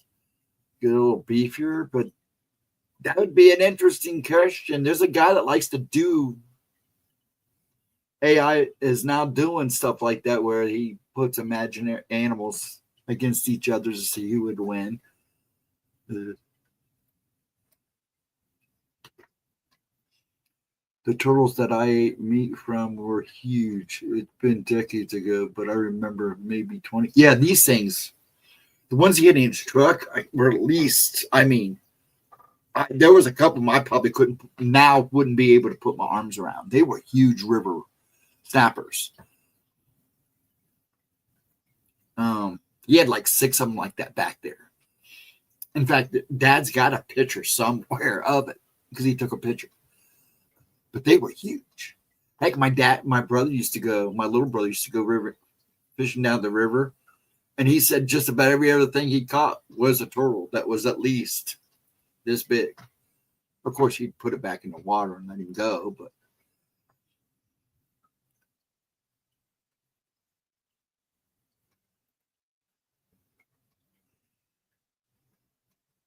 mock turtle soup was popular. My parents ate it. Oh, really?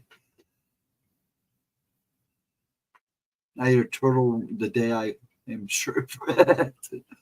Okay.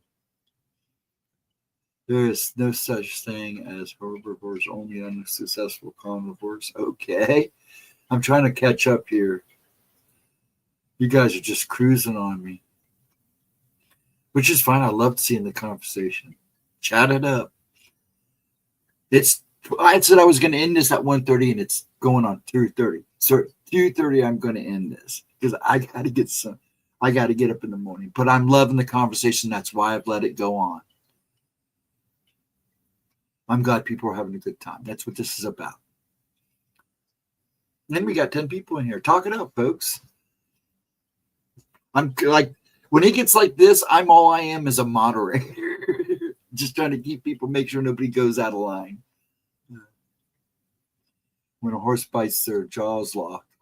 It takes a while for them to be able to let go. I didn't know that.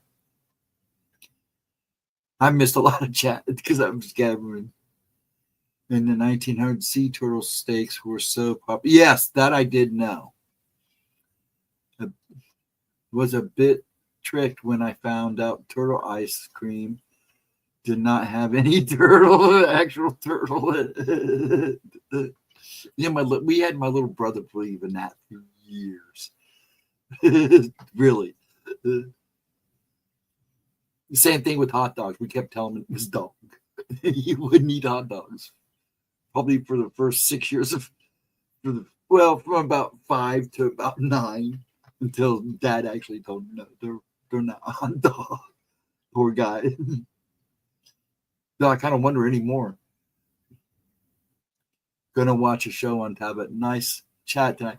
Latro, thanks for hanging, man. You have a good one, man. Take care. Have a good rest of a Memorial weekend. You can end it anytime. Don't wait to push it too far. No, I'm fine. But I'm glad we had this. Yeah, I've done this before where, I'm going to end an hour and then an hour later. So it's nothing new out. Heck, one night me and Edna stayed on here till like almost 5 o'clock in the morning. So it's not a big deal. And there's 10 people in here seem to be having a good time. So that's good with me. As long as everybody's enjoying themselves and enjoying the conversation, all good. It's Sunday. Usually Sunday's my day anyways, but I'm playing catch up, so I'm not too worried about it. And I'm not going to be here Wednesday.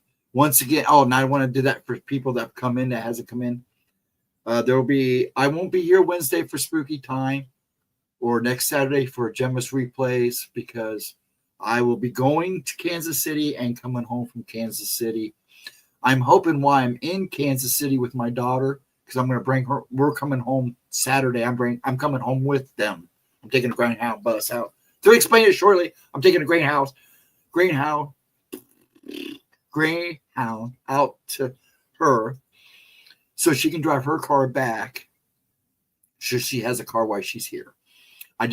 With the crazy weather that's been going out across the Great Plains, I just didn't feel, her mom usually does it, but I'm going to do it. I had to give Tina a break, the ex a break. So I'm going to go out, ride back with her.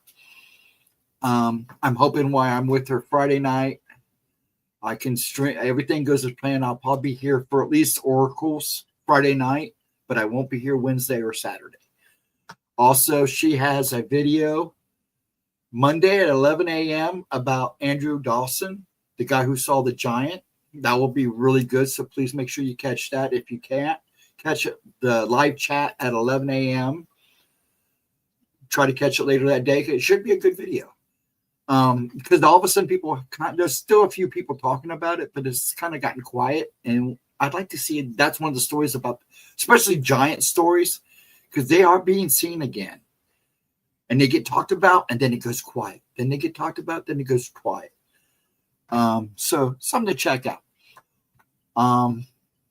Also, we will keep you up to date on when she's going to be on the new cryptid show on History Channel. She still has to do a Skype and stuff.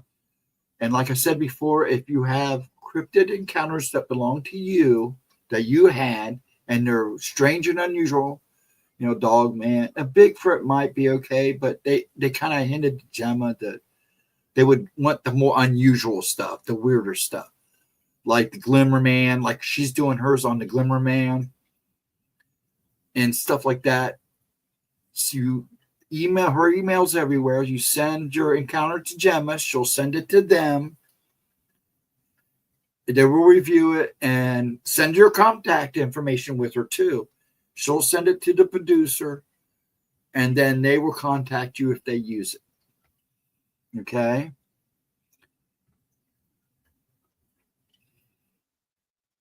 When you boil it down to soup, smacks Latra. Okay. Folks, I am going to call it at 2:27. Folks, I had a wonderful night tonight. I'm glad you guys had fun talking in chat. That's what this is about. It's also about Gemma's replays. That's why I played at least 1 to 2 of her uploads, because this is what it's about. Gonna try to get you guys to go back and look at some of the older stuff. And if you don't, you can do it with me. We're running out of stuff. So I'm going to start doing, I'm trying not to do anything that's a year old. Anything that's 2 year old, over a year old is what I've been doing. So good on that. Folks, have a wonderful night. Please have a wonderful and safe Memorial Day. Let's not forget our veterans. There are a lot of, my dad's a Korean vet. There are still World War II vets out there that are still alive. And not forget our Vietnam vets. There are a lot of guys out there that served in many ways, including all the wars out in the East. So please remember these guys. I know a lot of people don't give a crap about soldiers, but they're the reason why you have the freedoms you have. So please pay them a little respect over the weekend. Have a wonderful, safe weekend. Much love to you all. I had a great night tonight. I hope all you folks enjoyed yourselves and enjoyed the chat. Have a wonderful day tomorrow. Have a wonderful Memorial Day.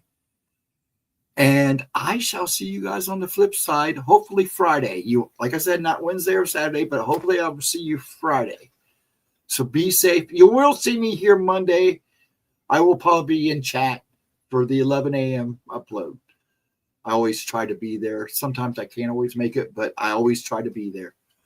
So have a wonderful one, folks, and I'll see you on the flip side, probably hopefully Friday, if not Monday. Take care. Have a good one. Much love to you all. Peace out. Have a good one.